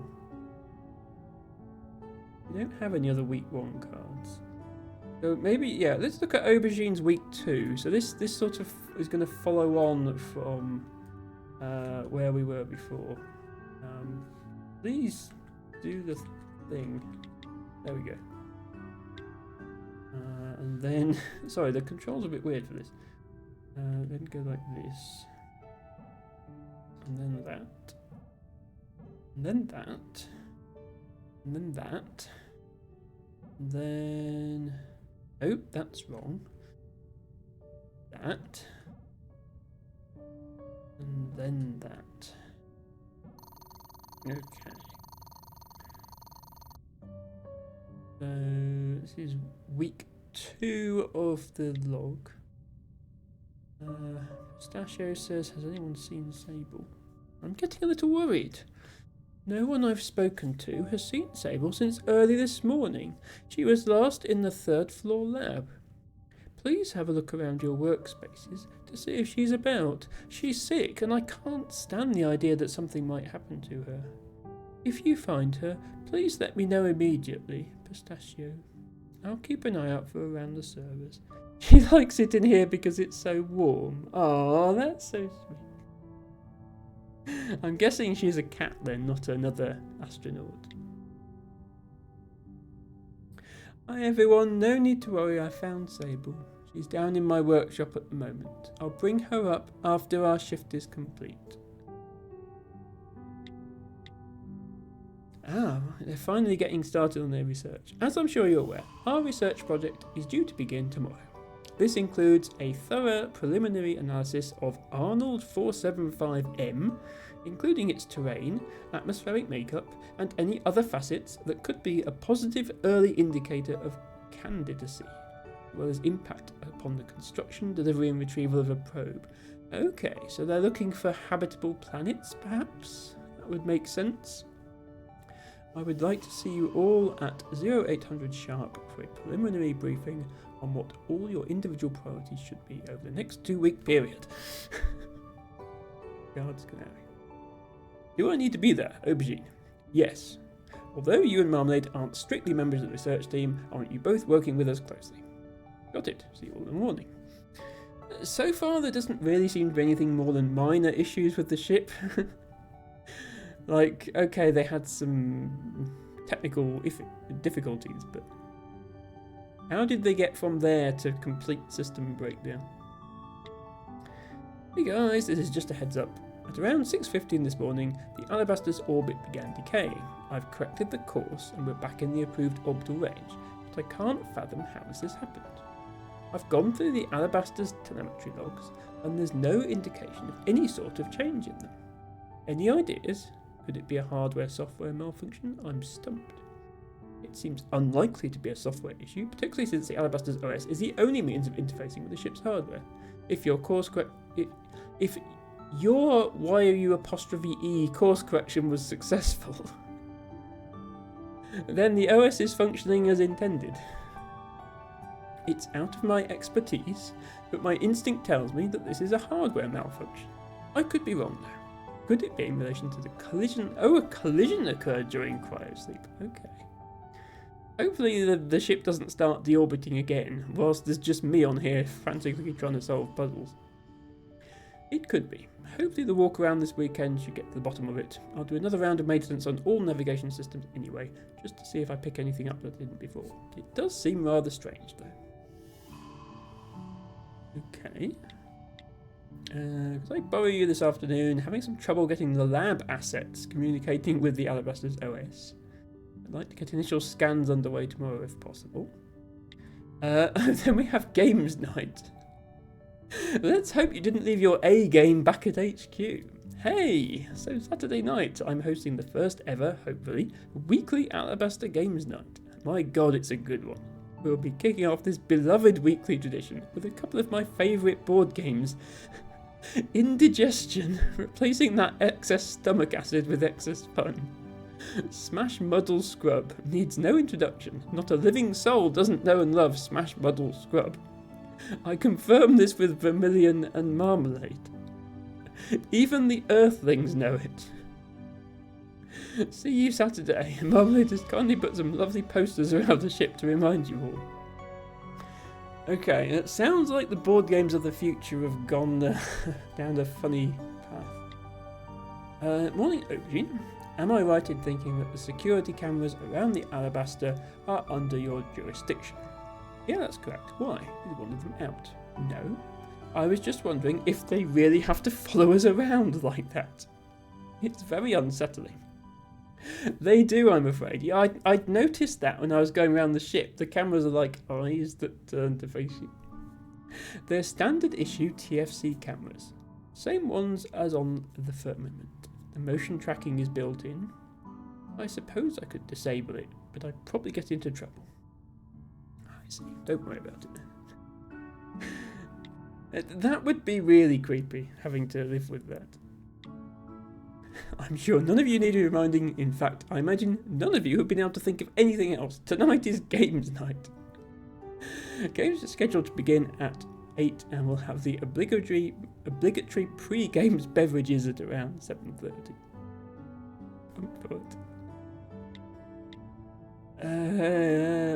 Regarding subject, are you doing alright, Em? I've been better. Grateful to be alive though, thanks for asking, bud. Don't mention it. Need me to take a look at anything. Vermilion wouldn't let me in to see you yesterday.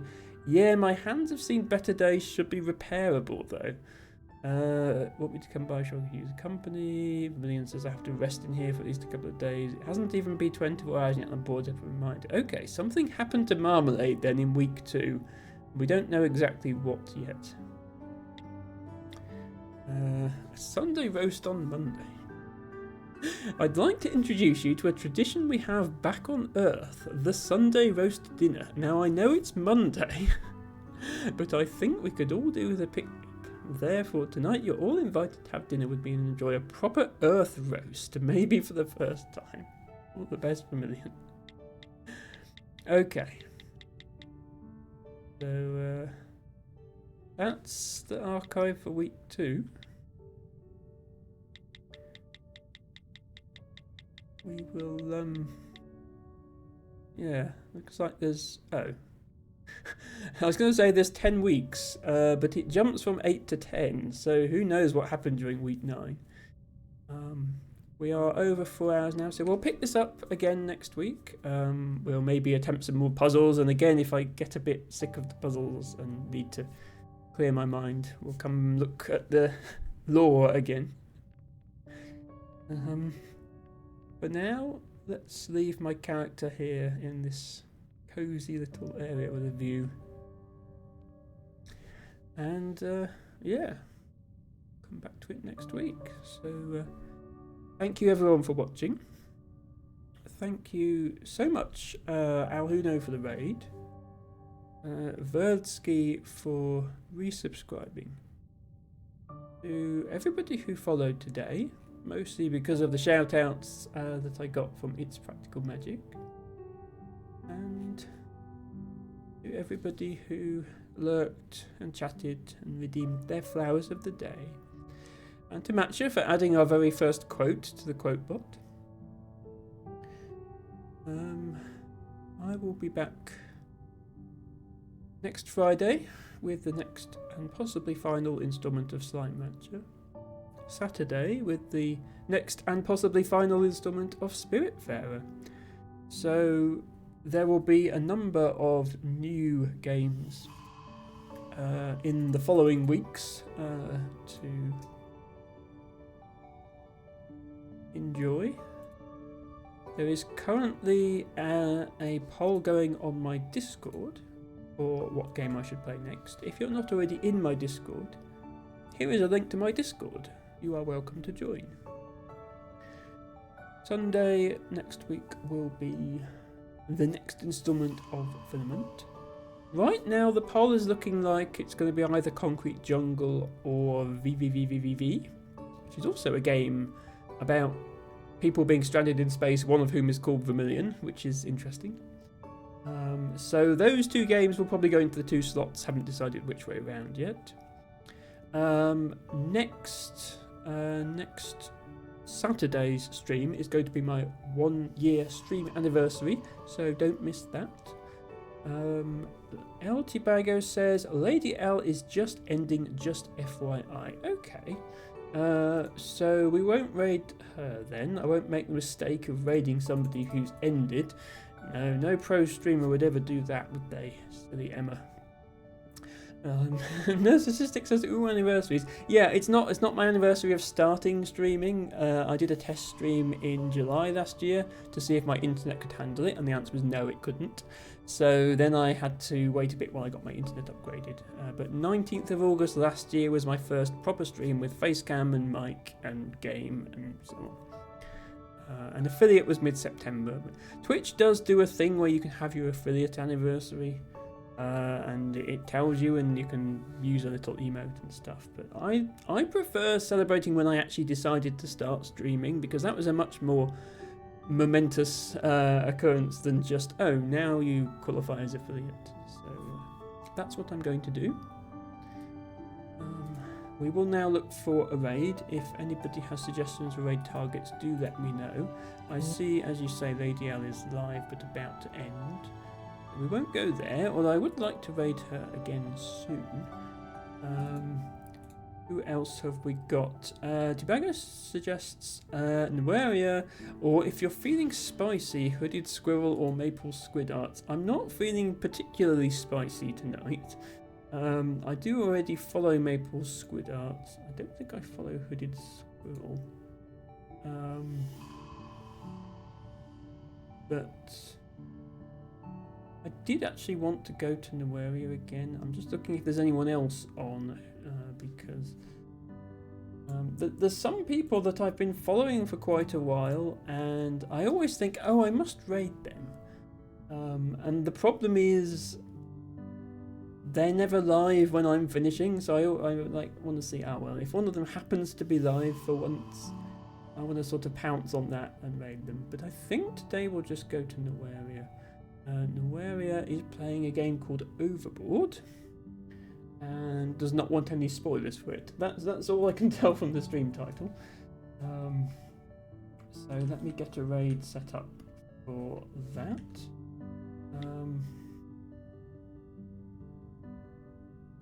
Ashens, if you're feeling super spicy. I don't think I'll ever raid Ashens. Ashens probably has a minimum viewer count for raids that I don't meet. I'd have to see, but yeah, we're not going there. We're going to go to Nueria, who's an excellent streamer. Let's come up with a raid message. I wanted to actually, based on something that Verdsky said to me the other day, I'd actually written down a raid message to use. Yeah, Verdsky described me as a cozy floral enthusiast. So our raid message is going to be cozy floral enthusiasts raiding in. So yeah, there's the raid message if you're subscribed. If you're not subscribed, use any emote you like. That from those you have available. They can be other streamers' emotes if you want. I won't be offended. But if you've just got the default Twitch ones, there's dancing dinosaurs. Yeah, Verdsky takes credit for that raid message. Let's raid Nueria. Go. Yeah. So until next Friday, thank you all very much for watching, and bye for now.